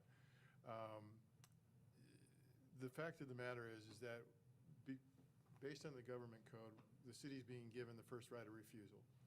And we will, if directed by council, we will go have some dialogue with the state about what opportunities there are for, acquisition in whatever fashion. The bottom line, though, is that staff will not be making any decisions on this. We'll be giving, council regular updates on this, and you'll be responsible for making a decision whether to decide go or no go. And so, but I think the opportunity to at least sit down with the state and have a dialogue or discussion about what are the potential opportunities. And you have some pretty creative people on your staff that, will look at ways that, there might be other opportunities than just writing a check. And so I think that, it's worthwhile to pursue this. And then, of course, before we, agree to anything, we have to come back to the council for direction and an ultimate decision on what to do with it. So I support pursuing it, see what's happened, see what the cost is, and what our options could be. And I guess I agree with you on the youth portion of it, but, the Grape Festival is a prime example of the point and narrative I'm trying to push is we have all these facilities. The Grape Bowl is a beautiful facility, has a lot of potential, okay? If you guys visited the old bathhouse that they have, it's disgusting. I mean, it's dry rot everywhere that's just been painted over. And God knows I would not take a shower in that thing, okay? It's not the fault of our city. It's a budget problem. That's one item where I'm literally getting members of our private community together to help fund that and or be the leaders to help head that project. But that's a property that the city already owns, and that's also in the area where you're talking about. So again, I don't disagree with your overall thought process about helping spur development and, again, that area in general. But what I would tell you is spending money on more facilities when we already have a facility that helps youth. That's Lodi High's field. They don't have another field, okay? They don't even have two sites to sit on. If you go to a typical football game, honestly, I went to one football game for high school in my life, okay? I was working 40 hours a week.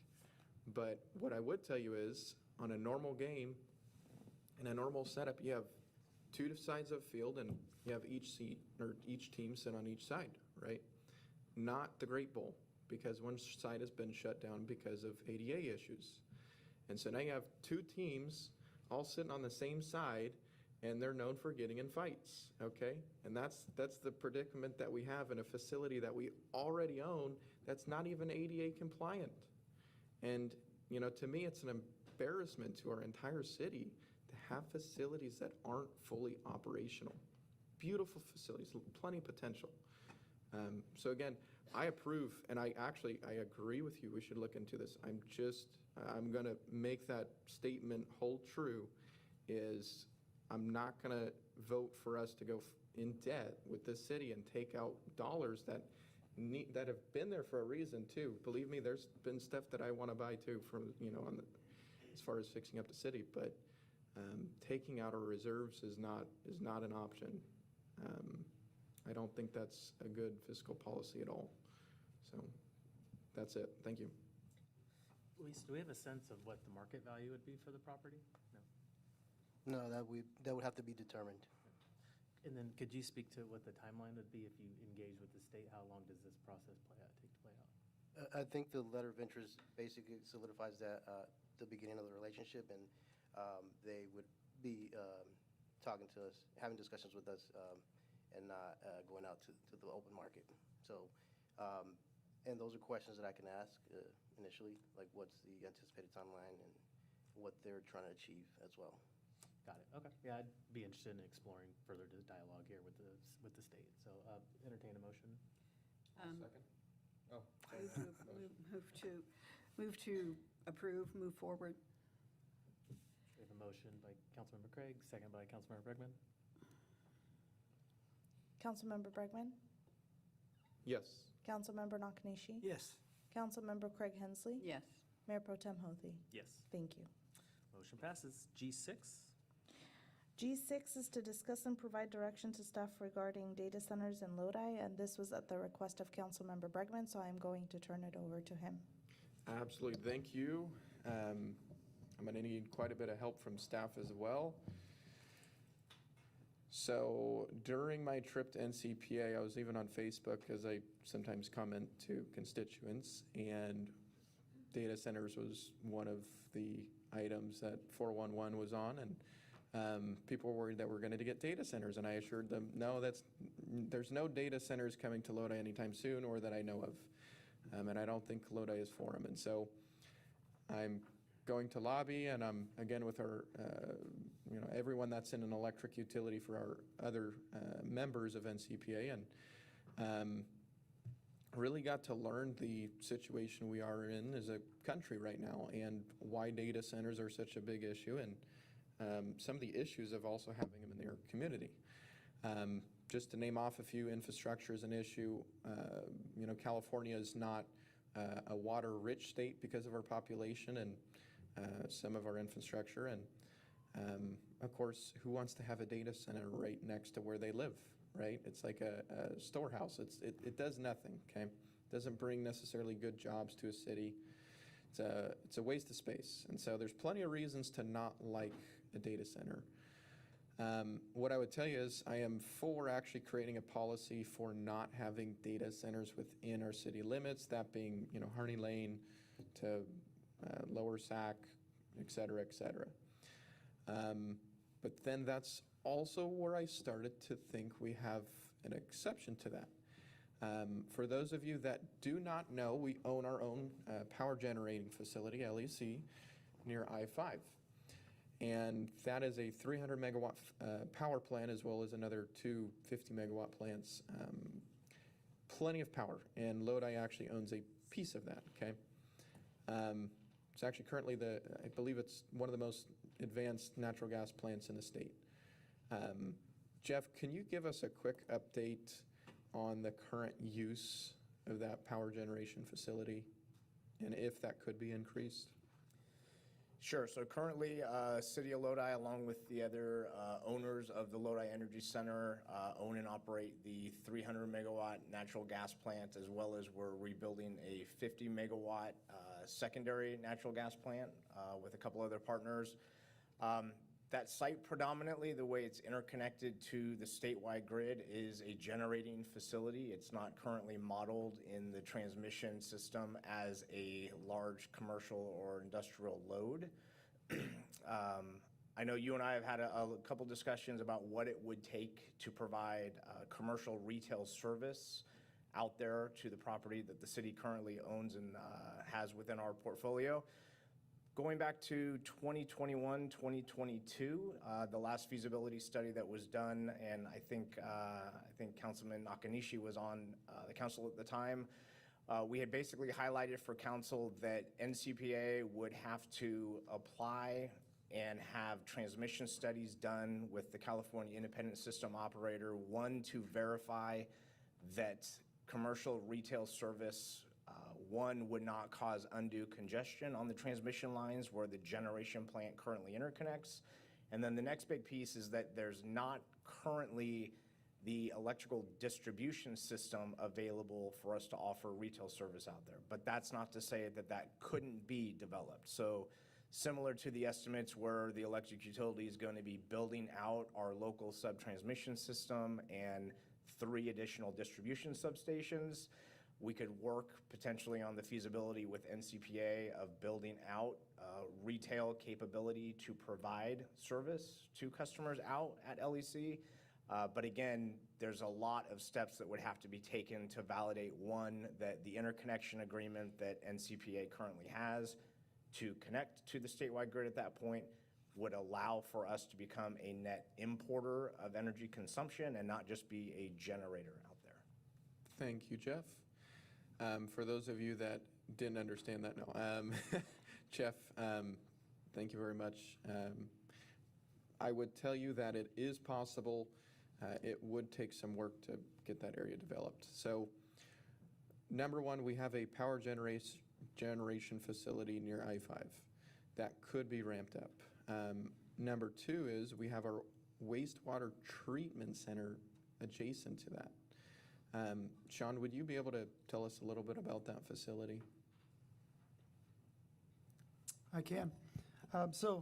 Surrounding that facility is our wastewater treatment plant. We refer to it as White Slough because it distributes into the White Slough of the Delta. So, big picture, the entire property is 1,040 acres.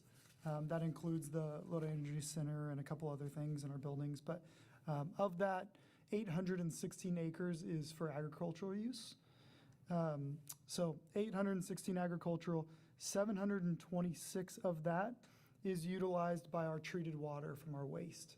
So all the waste in the city goes out there, it gets treated to a certain level, and then it gets used. Some of it gets used by the power plants, some of it gets used by the county vector control, the mosquito, where they grow mosquito fish, and then the majority of the rest of it goes to our crops out there. And so there was a study done back in 2020 or 2022 when we were kind of looking at the hydrogen facility out there and a PG&E R&D facility out there, and they looked at it with the sense of how much do we need in order to take all our waste, treat it, and put it on our own property. And that number was a minimum of 440 acres. So 440 acres of that 726 that takes treated water now is what we would still need. We think having a little bit of a buffer would be prudent, but that was what the study identified. Of that kind of farmland that is able to be treated by able to be irrigated by our treated water, we did have about 44 acres earmarked for a hydrogen plant, and we also have 21 acres earmarked for the PD training facility. So that kind of leaves us in the ballpark of 220 acres, kind of between that minimum that the study identified that we needed and what we've already have kind of comfortably earmarked, or I don't think council would want to get away from those availability of those properties. Of that 220, back at this time in 2022, there was discussion of a PG&E research and development facility. They were looking at 130 acres. So I don't know where that sits. That was kind of before my time getting involved in there.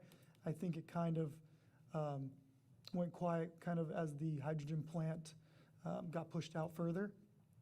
So depending on the kind of the direction on that property, you'd kind of either have between 80 and 220 acres of current farmland that could be utilized as a different use while still meeting the minimum requirements of our treated water being dispersed for irrigation purposes.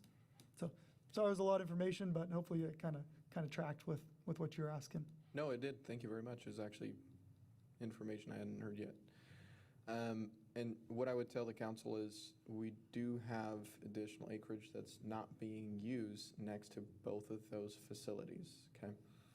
So among the issues that I do have with the data center, which is, does it take power away from our citizens, and are we wasting water that we don't really have in California? Well, it's an underutilized plant, and it's recycled Title 22 water that you could not use for consumption anyways. And again, being next to vacant land, farmland currently, I do think this is something the city should look into. I don't think we should have a project like this go through and not have a hydrogen plant being able to, take place. But I think there's enough there that we should look into it.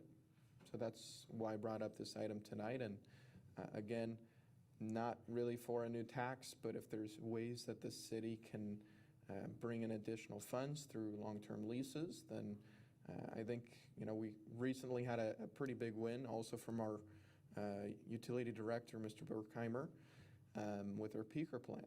And that plant is really what's keeping Lodi afloat when it comes to our budget. So this is, in a way, duplicating that. So thank you very much. Thank you. Yep. So I think it sounds like there's some potential hurdles that we'd want to clear with NCPA.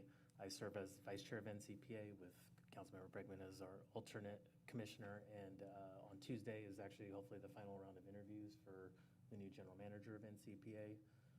So hopefully at this next council meeting, I'll be able to provide an update of who that GM would be. But I think it's certainly worth a sit down with new GM, our utility director, relevant staff, perhaps you and myself, to kind of talk through what next steps would potentially look like here and just kind of look at the entire picture. There's a lot of things related to data centers that are happening. There's lots of legislation at the Capitol right now establishing protocols related to data centers and some of the impacts on energy prices. So but I'd be interested in, having the two of us explore that dialogue unless there's other thoughts.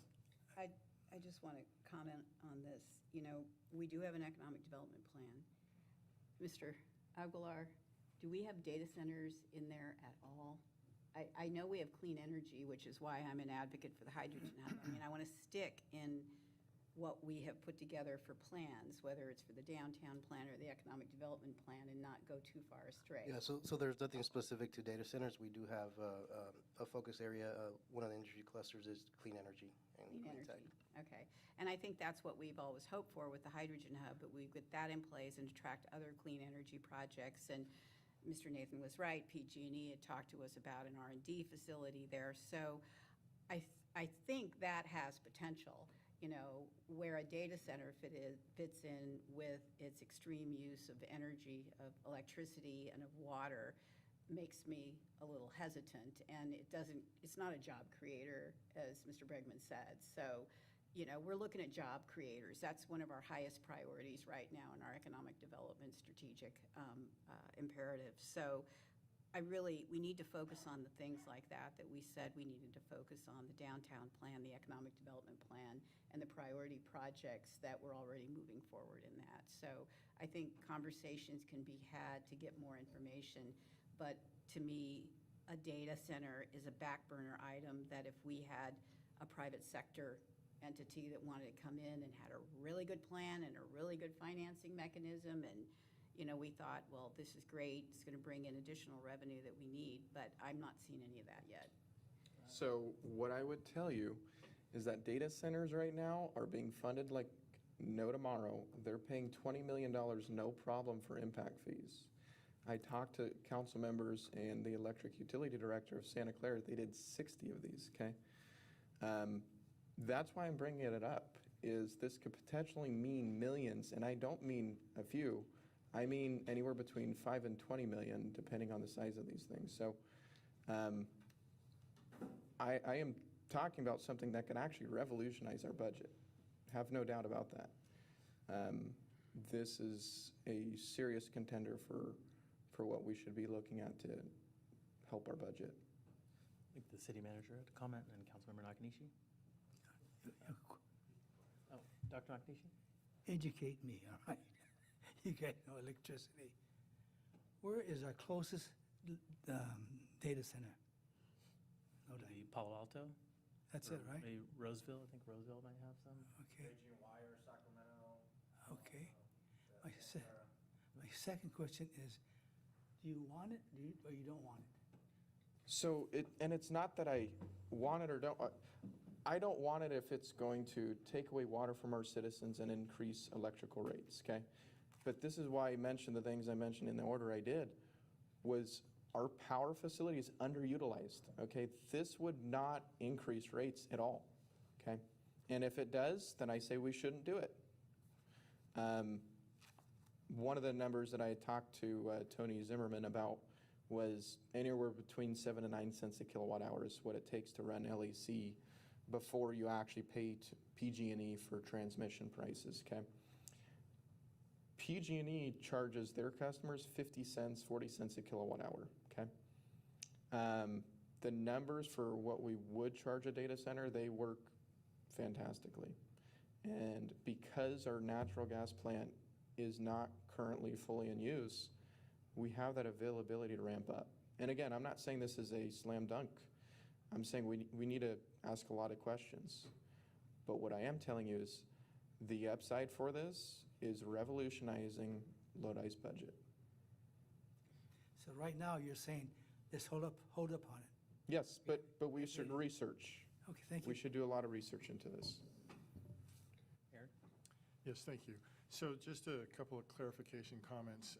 The item before you tonight is to discuss among you if this is an effort that you'd like us to spend staff resources on. And clearly, has been shared tonight, there's a lot of intrigue to it. You know, is it positive? Is it a negative? And it sounds like it could be a little bit of both, depending on where it's located. And so I would just offer to the council that in order to get that information, we would have to divert resources that we're currently working on some of the other priorities that I believe I'm aware of that the council wants us to go into. And if that's the case, that's fine, but I just want to make sure that you're aware that right now, in terms of capacity, we're kind of full in terms of those projects, and yet I'm hopeful to come back to council end of May, beginning of June, with the whole discussion about future growth areas, you know, per our meeting at the strategic plan update discussion.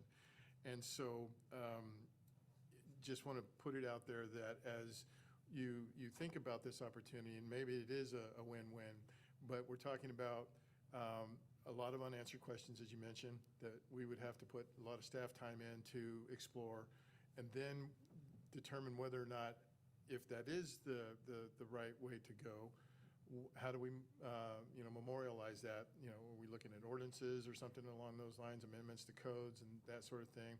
And then there's the actual implementation piece. And so to implement that, how does that relate to your other objectives for those other annexation areas?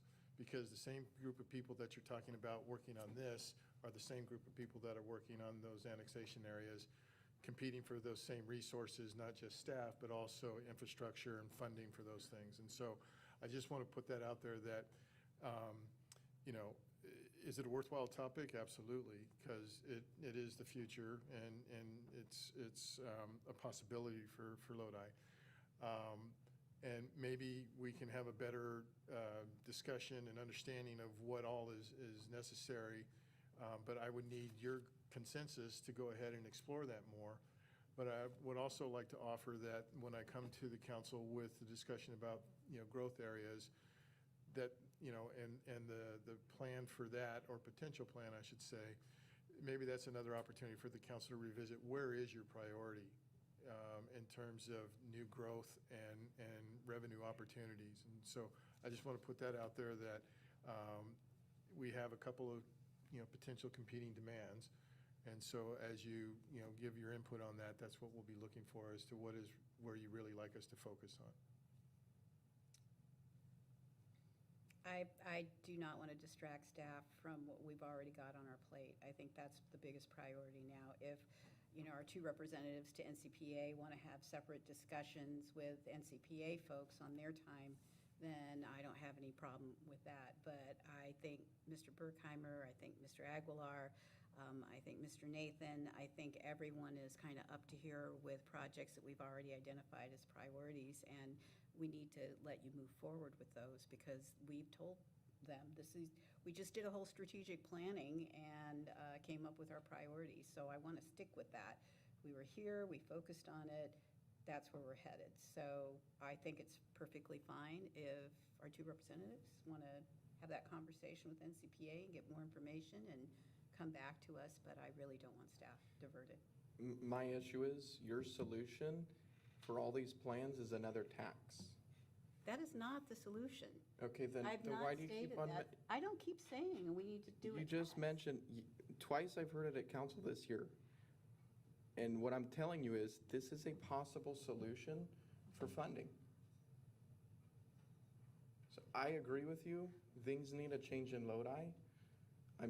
I'm not for a tax, and this is a possible solution. And what I will tell you is, Lisa, you work harder than anyone else on the council. You really do. You're very mission-driven, and I think we've set things in motion as far as strategic visions, which you are correct on. And do I think this kind of goes outside that box? I do. And can that be unfair? I don't disagree, and I apologize for that.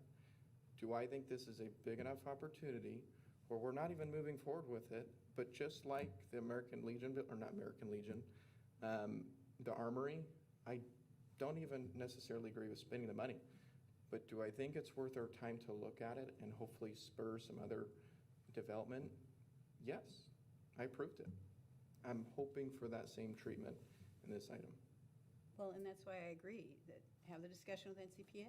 Yep, so I don't think we need council direction for necessarily. I'm happy to work with you, Councilmember Bregman, and the new GM, whoever that is, once that's settled and staff time permitting. If our utility director is able to jump in, I'm happy to pull that together just to get some, I think there's probably some more fact-finding that we could do, and then perhaps it's something we bring back. So I'd be happy to work with you on that. Sounds good. Great. Thank you. G7? Before we move on, we just need to. Public comment. Public comment, Public yes. comment on this item, sir?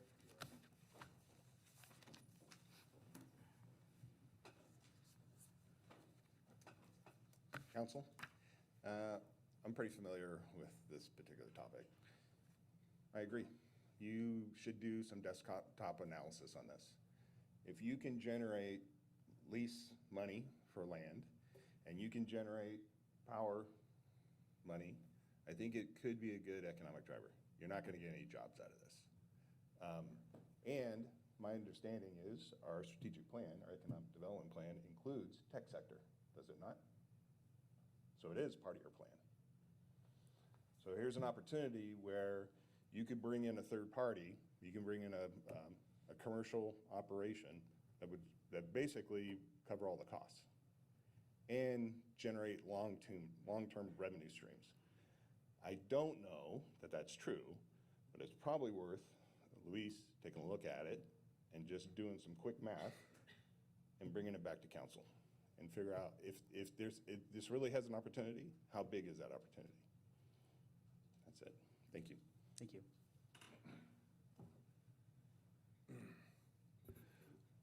So good evening, council. There's a lot of concerns. I mean, the energy drain's a part of it. If you're going to be using what would basically the equivalent of about 2,000 homes worth of energy to do a data center, is that going to hamper growth in other areas? So it's something to consider. And I mean, I get it out at I-5, we're not going to worry so much about the noise and the light pollution, but there is other serious pollution causes from the generators and the things that work with these. So I think the environmental impact is going to be a really important thing to look at here to make sure that we're not basically, you know, we love Lodi because it's a beautiful place to be, and what we don't want to do is have an impact on it that's going to take it away. As was already pointed out, there's no jobs here, but yes, we could probably get something back from leases. But is it worth the money if it means it's going to cost us, quality of life? And I just want you to take a real serious think about that before you move forward on something like this. Thank you. Any other public comments? Anything online? No? Good, okay. Alrighty, thanks, everybody. G7? G7 is to receive presentation regarding fiscal year 25-26 third quarter budget review and fiscal year 26-27 study session number 1, and I'll turn it over to our budget manager, Mel, for that presentation.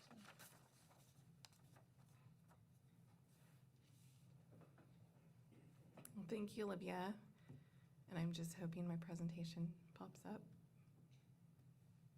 Yay. Okay. Good evening, Mayor Yepez, Mayor Pro Tem Hothey, when he comes back, and council members. Tonight I will be presenting the fiscal year 25-26 third quarter budget review, along with the fiscal year 26-27 general fund budget study session 1. Tonight's presentation is divided in 2 main sections. First, I'll walk through our third quarter financial results, including revenue trends and current projections. Then I'll transition into the fiscal year 27 budget development process, including key challenges, assumptions, and our 5-year forecast. This slide highlights our general fund revenue performance through the third quarter, as shown for third quarter of fiscal year 26. As shown, we have received 67.9% of our projected annual revenue to date. At first glance, a few categories appear lower than expected, especially given the 75% of the fiscal year has been completed. These included property tax in lieu of vehicle license fee, and community facilities district revenue. However, this is largely due to timing. These revenues are typically distributed twice a year, with payments arriving about 2 months after property taxes are remitted to the county. And then the second round of payments is expected by June. Sales tax and Measure L also are in the rears by 2 months. They follow a similar pattern. While collections occur monthly, there is generally a 2-month lag between the time of sales activity and when the revenue is received. The electric utility payment in lieu of tax was transferred as one lump sum at the beginning of the fiscal year, which is why it's at 100% actuals. Transfers for internal cost of services are similar, and most transfers were completed at the beginning of the fiscal year. And then I want to clarify, property tax in lieu, VLF, is a funding mechanism established by the state of California in 2004. There was a portion of local vehicle license tax revenues that was replaced in increased property tax allocations to cities and counties, so I just want to explain what that was.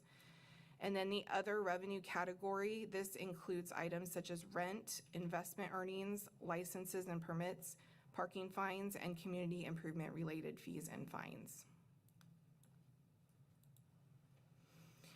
So here's a pie chart to visualize the fiscal year 25-26 revised budget, and I want to highlight that property taxes comprise of 17% of the overall general fund revenue, and combined sales tax is 26%. And I'm going to do an overview here of the property tax. It continues to be one of the city's most stable and reliable revenue sources. Last fiscal year, we received approximately $24.5 million, reflecting modest growth. And although the current year projection shows a slight decrease year over year, this is largely a result of conservative forecasting practices. The revenue division typically applies a standard growth factor when building projections, and in this case, the actual fiscal year 25 revenues exceeded those projections, which makes the fiscal year 26 estimate appear lower by comparison. So based on fiscal year 25's strong performance, we anticipate that fiscal year 26 will also come in above projections. And with that in mind, fiscal year 27 budget has been adjusted upward accordingly. So as shown in the trend line, property tax revenues have grown steadily at an average annual rate of about 4.9% since fiscal year 22, continuing to provide a dependable foundation for the general fund. Sales tax tells a more mixed story. While total revenue remained relatively flat year over year, we are seeing declines in several key sectors, including autos, fuel, and construction. These declines are partially offset by growth in restaurants and hotels, but overall the trend since fiscal year 22 reflects a slight annual decrease of 1.32%. And I just want to let you know that these numbers are gathered from HDL, who handles our sales tax projections. So now we're going to move into expenditures. This slide shows how expenditures are distributed across departments. Public safety continues to represent the largest share of general fund spending, followed by non-departmental. The non-departmental expenses includes transfers out to parks and parks operations and capital in the amount of $7.7 million. And then library operations in the amount of $2.4 million. It also houses our transfers out for replacement funds and our general fund debt or bond obligation. So that those are all included in that. Overall expenses are generally trending as expected at this point in the fiscal year. So looking at expenditures by category, same expenditures, moving from departments to showing it by category. Salaries and benefits make up the largest share of costs and are right on target with 74.2% spent through the third quarter. Supplies and services appear to be trending lower than expected at this point in the year. However, this is primarily due to the timing of ARPA-related expenditures, which are included in this category. So to date, only $1.2 million of the $5.2 million budgeted for ARPA has been spent. Also, you'll notice that certain categories such as general and property liability insurance, as well as transfers out, are already at 100% of actuals. And this is very similar to revenue. It's because these costs are processed as a lump sum transfer at the beginning of the fiscal year. So these transfers include funding for parks, library operations, parks capital, replacement funds, and the city's general fund or debt or bond obligations. So this pie chart reinforces that personnel-related costs remain the primary driver of expenditure at 61% of the overall general fund budget. Growth of expenses in this category, including CalPERS retirement benefits and medical benefit costs, will continue to be a major factor in future budget decisions. So based on the current trends, we are projecting that expenditures will exceed the original budget, primarily due to salary and benefit increases associated with recent approved MOUs. And this is the revised budget that was approved at mid-year. As shown in the table, the fiscal year 26 budget is currently projected to be in a deficit of $3.6 million. However, council's decision to lower the pension stabilization funding target from 80% to 70% has created additional flexibility. This change is expected to result in an estimated $8.4 million in unreserved fund balance at year end. So this available fund balance will be critical in helping to offset the increased costs associated with MOUs over the terms of those agreements. So basically, we're going to use general fund unreserved fund balance to carry us through for the costs of the current MOUs. So that was the overview of the fiscal year 26 third quarter budget review. So now I'll be transitioning into the fiscal year 27 budget discussion, beginning with our overall roadmap and timeline. Before I do that, are there any questions on the third quarter budget review? Yes. Back to your unreserved fund balance. Yes. So in essence, that is taking us through 3 or 4 years of. 2 more years. Just 2 more years. Yes, so it'll of get us. the agreements. Yes, it'll get us through the MOU expiration dates. Okay. All right. Thank you. Okay. So the budget roadmap. This slide outlines the schedule for budget study sessions and adoption. Tonight is the first session focused on challenges and the long-term outlook. Future sessions will go deeper into the enterprise and special funds on May 20th, general fund and replacement funds on June 3rd. And I will also give quick synopsis of the Balancing Act responses that we're getting for our community outreach. And then before the citywide budget adoption on the June 17th. So with budget challenges, we've grouped the city's budget challenges into 3 main categories in this slide, and those are quality of life, foundational, and structural. The quality of life challenges reflect the growing expectations and needs of our community. These include increased demand for services, the need to support economic growth and job creation, improvements and expansion in parks maintenance, enhancements in public safety services, and managing overall city growth and development. Foundational challenges focus on the city's long-term fiscal health, and this includes maintaining fiscal sustainability, growing revenues to keep pace with service demands, and addressing rising labor and capital costs.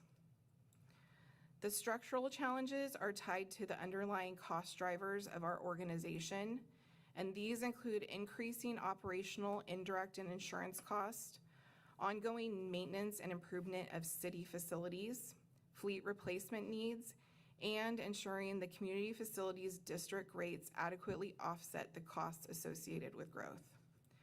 While these pressures are not unique, they are significant and require ongoing prioritization and strategic decision-making. In developing the fiscal year 27 budget, we incorporated current labor agreements, which required programming of $4.3 million in the fund balance to support salary and benefit increases. We also implemented a one-time workers' compensation rate holiday to provide almost $1 million in relief to the general fund and $218,000 to other funds. Additionally, we eliminated convenience fees approved by council on April 15th, with still the plan on implementing those that pass on effective July 1st.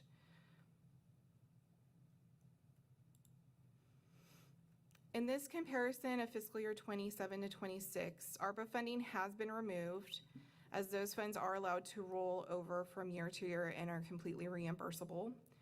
So even with the cost-cutting measures that we will be highlighting in the following slides, we are projecting an increase of $4.3 million in salaries and benefits.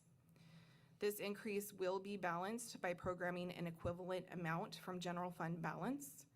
So breaking down that $4.3 million increase, approximately $1.3 million is attributed to salaries, $1.4 million to medical insurance, and $1.3 million to the city's PERS liability. The initial, and this is unfunded requests, is what we're moving to. And these are initial department requests put the general fund in a projected deficit of $11.5 million. So when all of the projections were entered by the departments and we looked at our revenue to our expenses, we were in a deficit of $11.5 million. So to help close this gap, several requests could not be funded. And these include reductions to the fire department's vehicle replacement fund contribution for an engine, a brush truck, and other staff vehicles in the amount of $1.5 million. I do want to note, though, that the straight line depreciation contribution is still included in the current projection.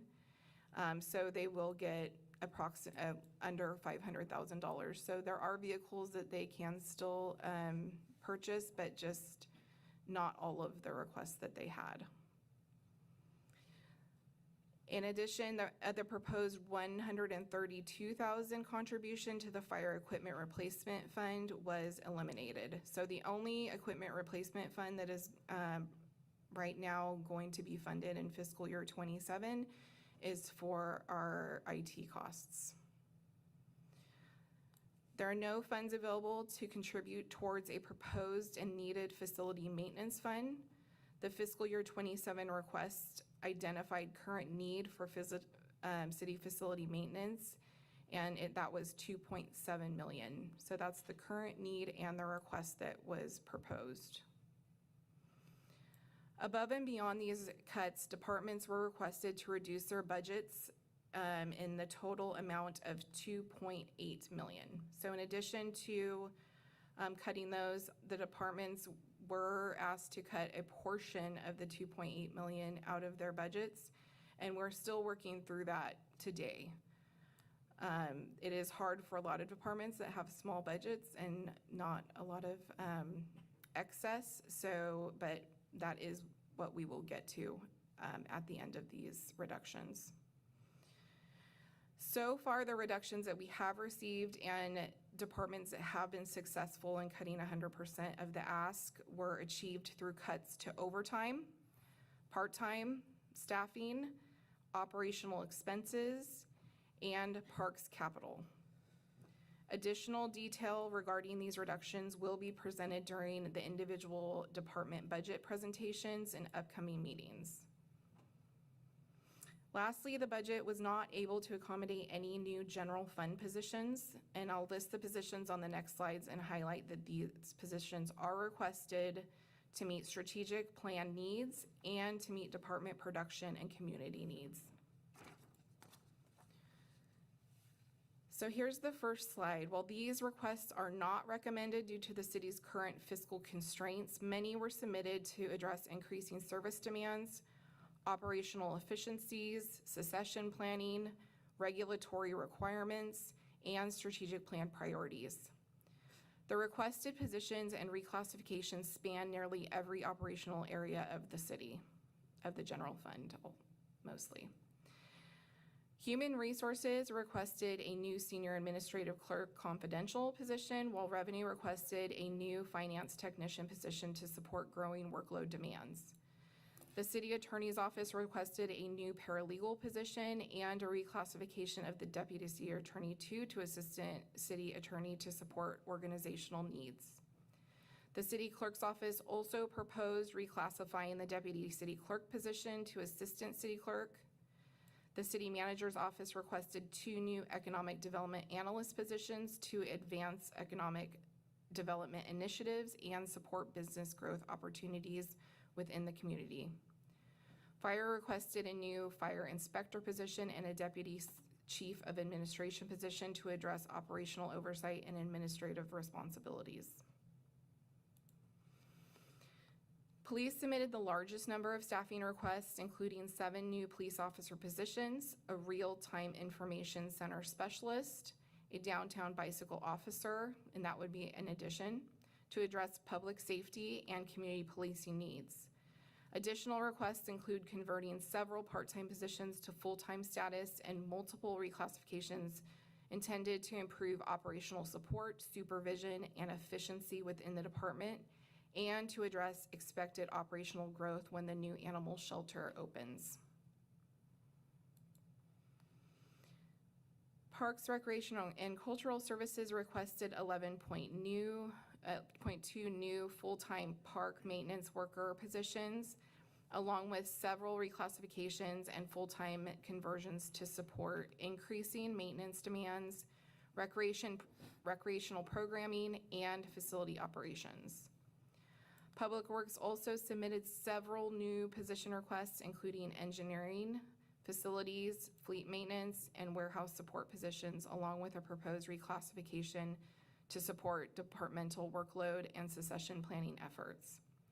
Although these positions are not funded in the fiscal year 27 proposed budget, they represent identified operational needs that departments believe they are necessary to maintain service levels, meet community expectations, and support future city growth.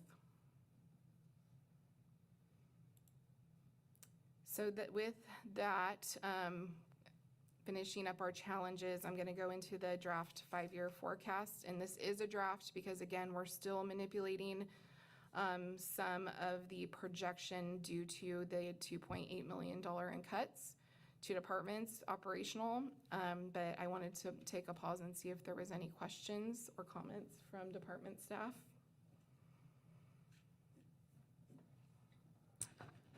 Thanks, Janelle. I did want to point out one of our requests. I know there's lots of requests on here. One of our requests for engineering technician 1-2 was specifically for our development services team with the intent of trying to reduce our plan checks. We know that's been a concern for a while. We did request that position at mid-year. I also didn't make it in, but I just want you guys to know that our engineering technician 1/2, that was the specific request for that.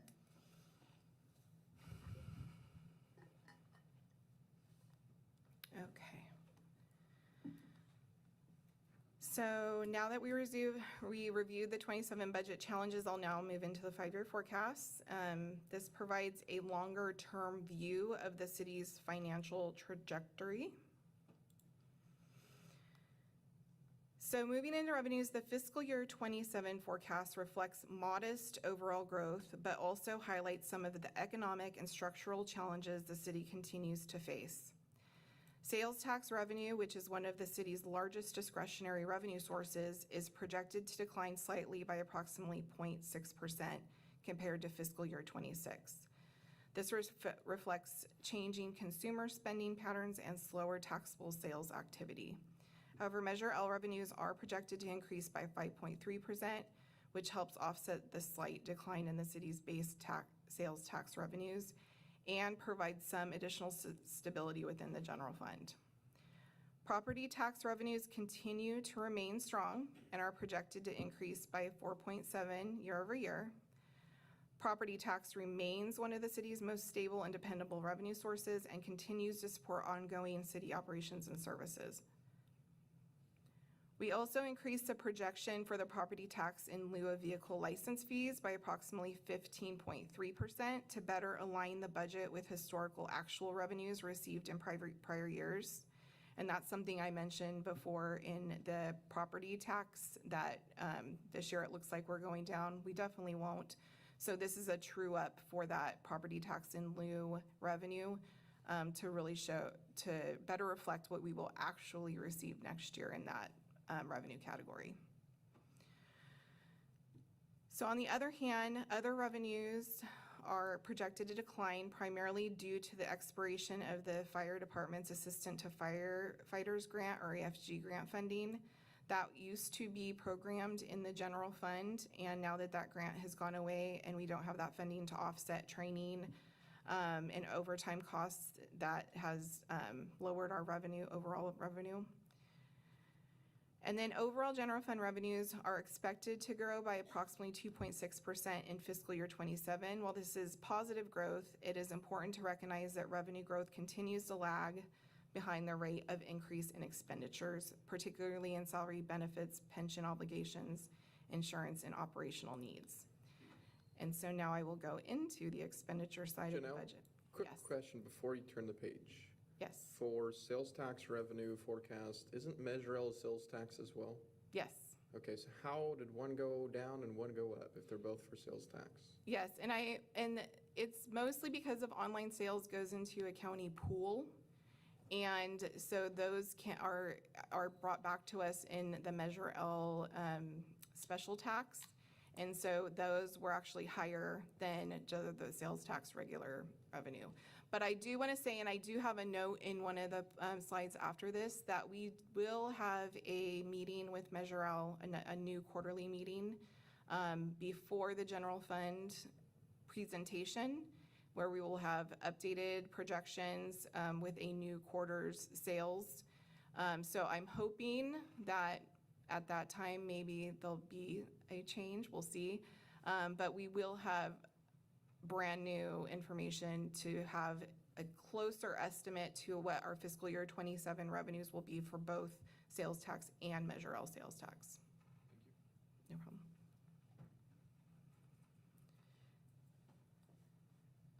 Okay, so on the expenditure side of the budget, the city continues to experience significant cost pressures, particularly in personnel-related expenses.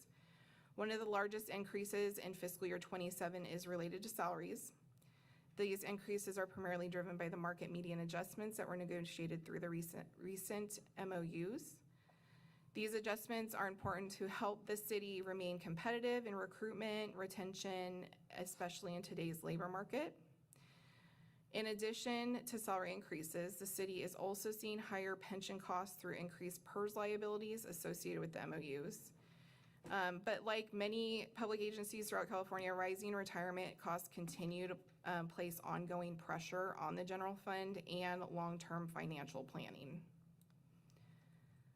The city's benefit liabilities are also increasing because of the MOU changes. They're including higher medical insurance contributions and related employee benefit costs. So to help offset these rising personnel costs, departments are having to implement the reductions. So the 2.9 million is helping to balance the budget. These reductions include cuts to overtime and part-time, like I mentioned earlier, and operational spending. So lastly, transfers to both parks and the library are also increasing. So the transfers out for general fund support for both of these funds and departments, those are also increasing because of the MOU negotiations, but the offset with the $4.2 million has taken this into account also.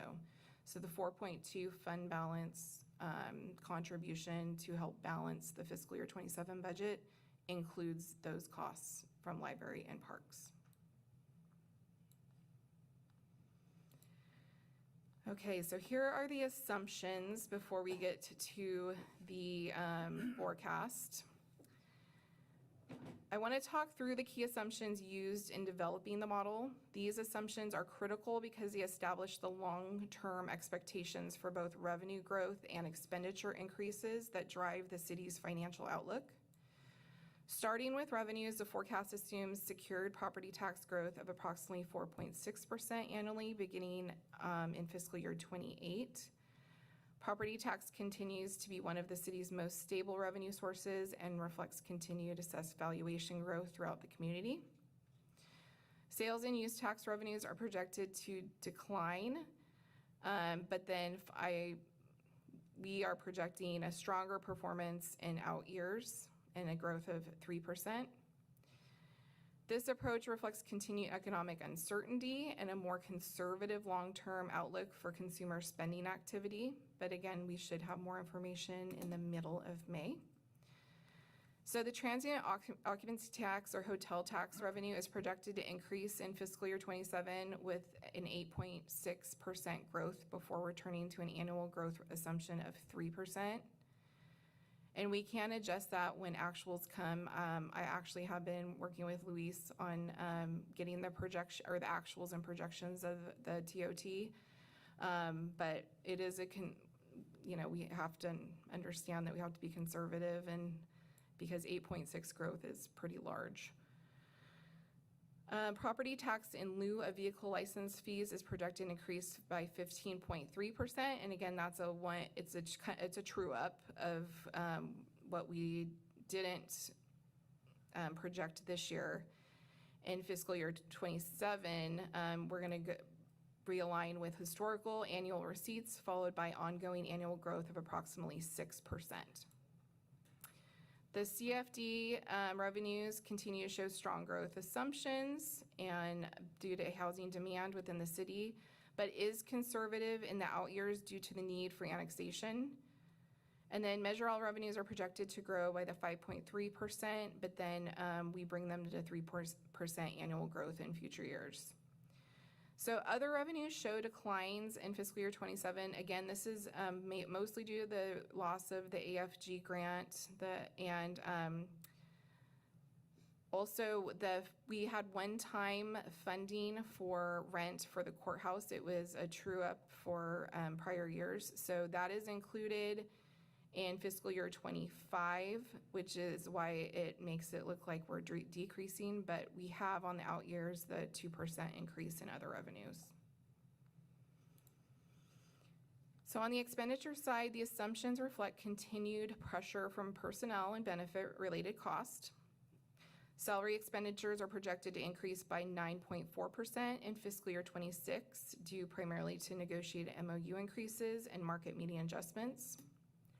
Growth then moderates in future years to more sustainable levels of 2.5% and 4.1%, both with PERS normal cost and unfunded accrued liability payments show significant increases throughout the forecast period, particularly in fiscal year 26 and 27.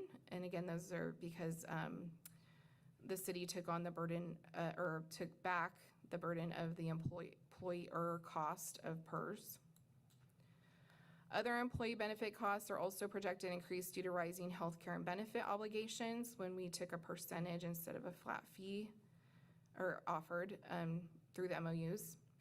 Operational expenditures fluctuate significantly due to budget balancing measures and the restoration of operational funding needs before normalizing to approximately 5% annually growth in future years.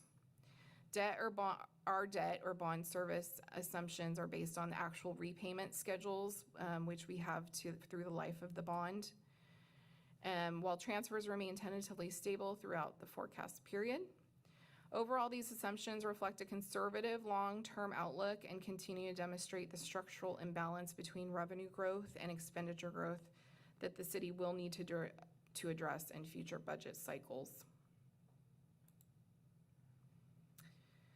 So now, looking now at the 5-year general fund revenue forecast, the city is projected to experience modest but steady long-term revenue growth over the forecast period. It is important to note in this forecast that we have excluded the $2.8 million in rental income associated with the peaker plant. This excludes a program, and the reason why is that money is still sitting in a reserved fund for the possible purchase of the plant at the end of the contract period. It also excludes the program use of the $4.2 million in fund balance to offset MOU-related increases, and also excludes ARPA funding. So the $4.2 million is excluded because this isn't an actual revenue. This is programming fund balance that we're lucky to have. So I don't want it included in this because it's not a true revenue source for our forecast. So for fiscal year 26-27, total general fund revenues are projected at approximately $87.5 million. This represents a relatively flat increase of approximately 0.9% compared to the fiscal year 26 estimate. While revenues are still growing, the pace of growth is limited. Beginning in fiscal year 28 and continuing through fiscal year 32, the model projects more normalized annual revenue growth of approximately 3.4% per year. And then by fiscal year 32, total general fund revenues are projected to reach approximately $103.5 million. Property taxes continue to show growth throughout the forecast period, and they're increasing approximately $17.3 million in fiscal year 27 to over $21.6 million by fiscal year 32. And then this reflects continued assessed valuation growth and residential development activity within the city. Sales and use tax revenues are projected to decline in 27, following with stronger, they had stronger prior year performance for sales tax. And again, our sales tax consultant HDL provides the city with these projections, and we will have an updated quarterly review in the middle of May to update these changes in projected revenue. Measure L revenues continue to provide an important and stable funding source for the city and are projected to slightly increase throughout the forecast period. Property tax in lieu of vehicle license fees also shows projected growth over the next 5 years and continues to be a significant general fund revenue source. And then transfers in and CFD revenues continue to slightly trend upward as development activity expands and the 2% increases build year over year. So the CFD does have a 2% increase. So those are the 5-year forecast in revenues. So next, we are going to expenses. The city continues to face significant structural financial challenges driven primarily by rising personnel-related costs. This projection includes $1 million rate reduction from workers' comp and excludes $2.8 million in expenditure related to the peaker plant revenue. And again, because that goes to we're not actually spending it. It's going into the fund balance. So it takes out the 2.8 and then 560 of that is going into Parks and Rec. But again, we're not observing that because Parks and Rec is not included in this 5-year forecast except for their transfers out and the growth of those transfers out. So per policy, this is set at 8% of revenue. catastrophic reserves are prioritized, then economic reserves, then unassigned. For fiscal year '27, total general fund expenditures are projected at approximately $93.3 million, compared to projection revenues of approximately $87.5 million. This results in an annual operating deficit of approximately $5.8 million before the use of available fund balance. Over the 5-year forecast period, expenditures continue to grow steadily, reaching approximately $110.5 million by fiscal year '32. The largest drivers of this growth continue to be salaries, pension costs, healthcare benefits, and operational inflationary pressures. Salary expenditures alone are projected to increase from approximately $38.3 million to nearly $43.6 million by fiscal year '32. PERS costs continue to represent one of the city's most significant financial pressures. Combined PERS normal costs and unfunded accrued liability payments are projected to grow from approximately $16.5 million in fiscal year '27 to approximately $19 million annually by fiscal year '32. Other employee benefits costs, including healthcare and related obligations, are also projected to continue increasing throughout the forecast period. Operational expenditures are projected to rise from approximately $20 million in fiscal year '27 to $25.6 by '32 due to inflationary pressures, rising service costs, and ongoing operational requirements. As a result, the forecast shows ongoing annual structural deficits throughout the entire forecast period. Annual operating deficits are projected to grow from approximately $5.8 million in fiscal year '27 to nearly $7 million annually by fiscal year '32.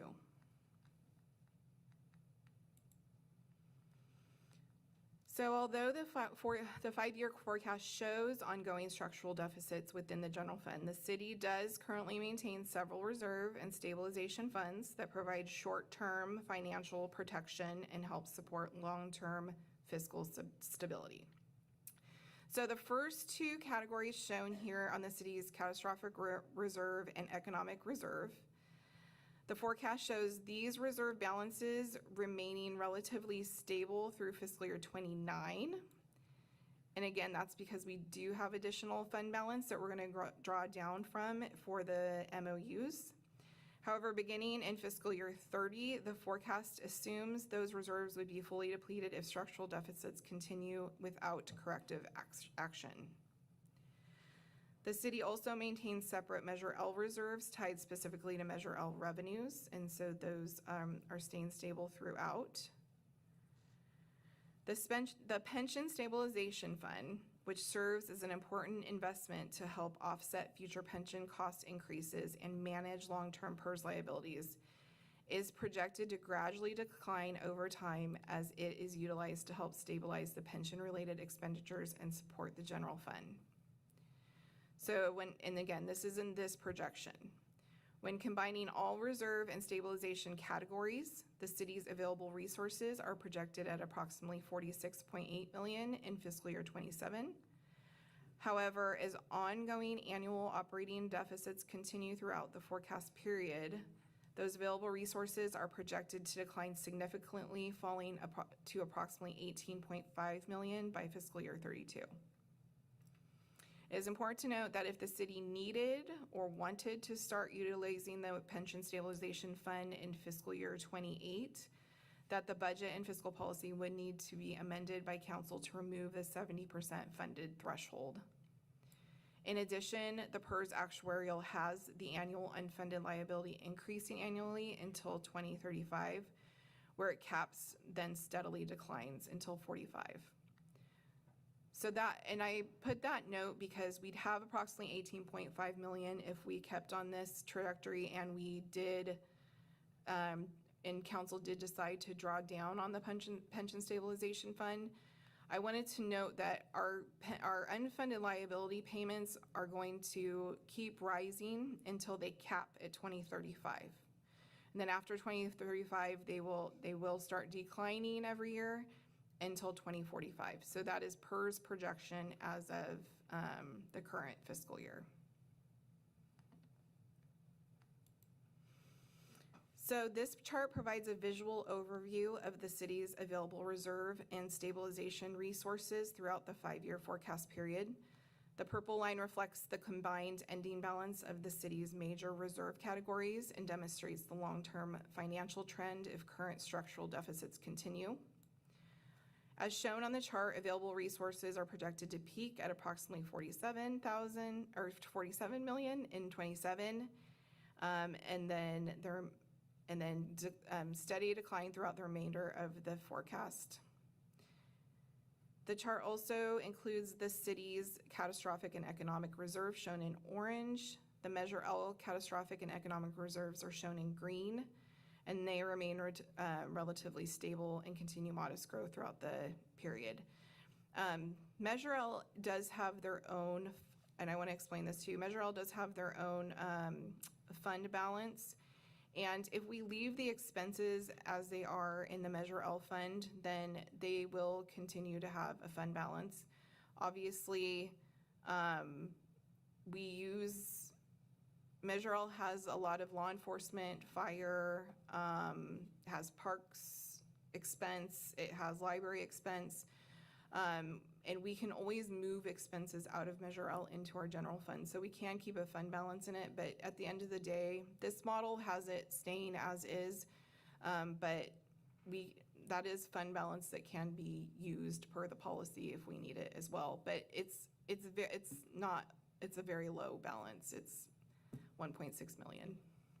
Janelle, do we have a percentage that needs to stay in that fund balance? It's 8 and 8 also. It's 16%.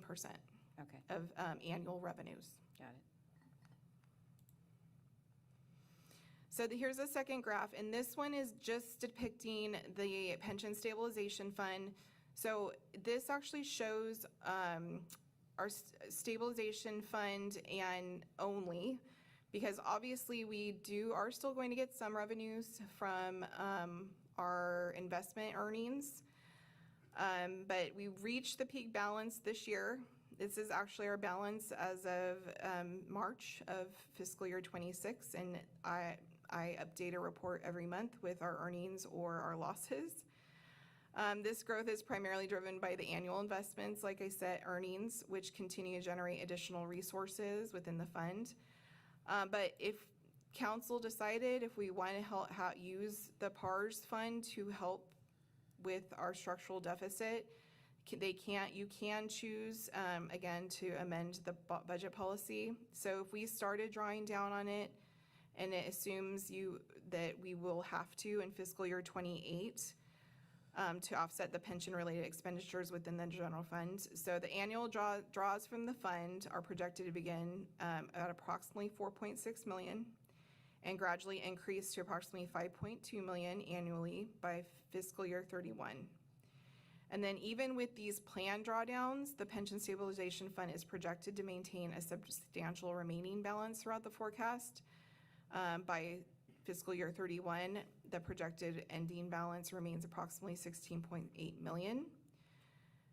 So yeah, if council wanted to start drawing down on the stabilization fund to help smooth the impacts of rising PERS costs and reduce pressure on the ongoing city operations and service levels, it is important to recognize that this fund is a limited resource and is not a permanent solution to the city's long-term structural budget imbalance. So with that concludes study session 1, and I am happy to answer any questions that council may have regarding any of the topics discussed tonight. Comments? The ARPA funds, they're not programmed in, but the expenditures are not programmed in either as to what okay, so they're balanced out. Yes. All right.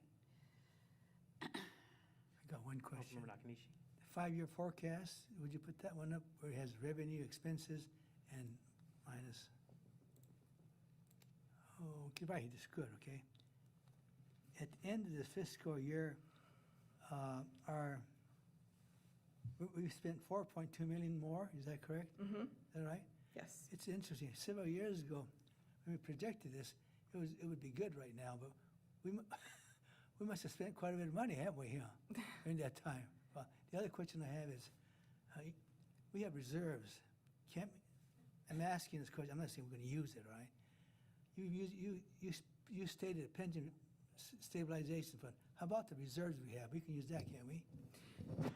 Yes, we are going to use those through the to cover the MOU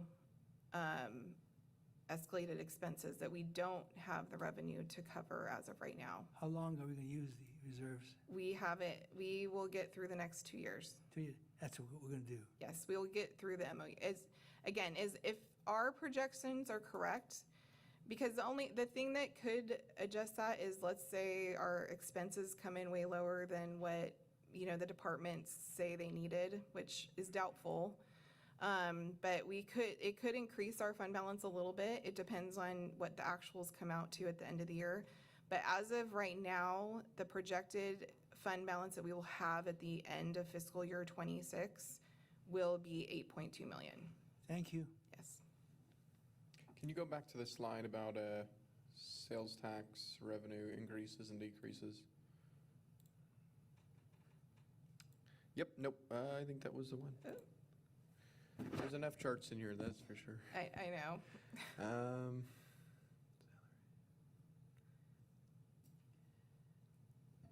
This is expense, so I think you want this. I think this is the one right here, yeah. Yeah. Yep, right here, okay. So one thing that I've seen since being on council is we do put in these even numbers, right, as far as what we're expecting in 27, 28, 29, and obviously that's going to change. Property tax, 7.5% increase, 5.5% decrease, 15.5% increase, and then 6.6 across the board. I guess what I'm trying to explain to both the public and our, council members, et cetera, is it's not going to be these exact numbers. Okay, we've seen it before. If you take COVID, for instance, our largest surplus in the city's history, $7 or $9 million, right? Why did that happen? Well, we didn't expect sales tax to increase, but it did, okay? And our expenses, we were cutting down. So while I do believe we need to look towards becoming a more efficient city, thinking about income, I will state I've seen these graphs change before. And so again, property taxes only increasing by 2%. I think that's probably where I'd poke a little bit more. In the last 3 years, we've seen 40% increase, but we're only showing 2% now, and that's because housing prices have plateaued. But again, as people are buying and selling more houses, it's actually not about housing prices increasing right now. It's about how quickly they're getting turned over, because that's when you reset your tax base for your house. So anyways, there's a couple things I think we should poke around on this, but what I tell people in the crowd is don't be worried. We've seen this before. So thank you. I'm going to stay on the same slide. The property taxes, CFD, growth reflects continued demand for residential housing. So where are we getting those numbers in light of the fact that we didn't see a huge number of permits issued last year? We do have SOI areas that we can anticipate future housing development. So how do we, knowing where we are with our housing market right now, which is, just fairly flat. I mean, we don't have a lot of new housing going in. Where do we get that number? How do we Well, project it's for 2 that? years in arrears. We're taking permits that were pulled in fiscal So year that's- 25. So you're going back another Yes. year beyond, okay. all right. Yes. So you're estimating based on permits pulled back in 24, 25 for projecting 2 years ahead. Is that correct? then? Yes. Okay. So because we don't know what the future holds, we're standing at the 2%, 2%, 2% until things change. Because that is allowed. Yeah, we are allowed a 2% increase every year on the CFD fees. Okay, all right. Seeing no further council comments, are there any public comments on this item? Seeing none. I think that's the end of your presentation? Yes, it is.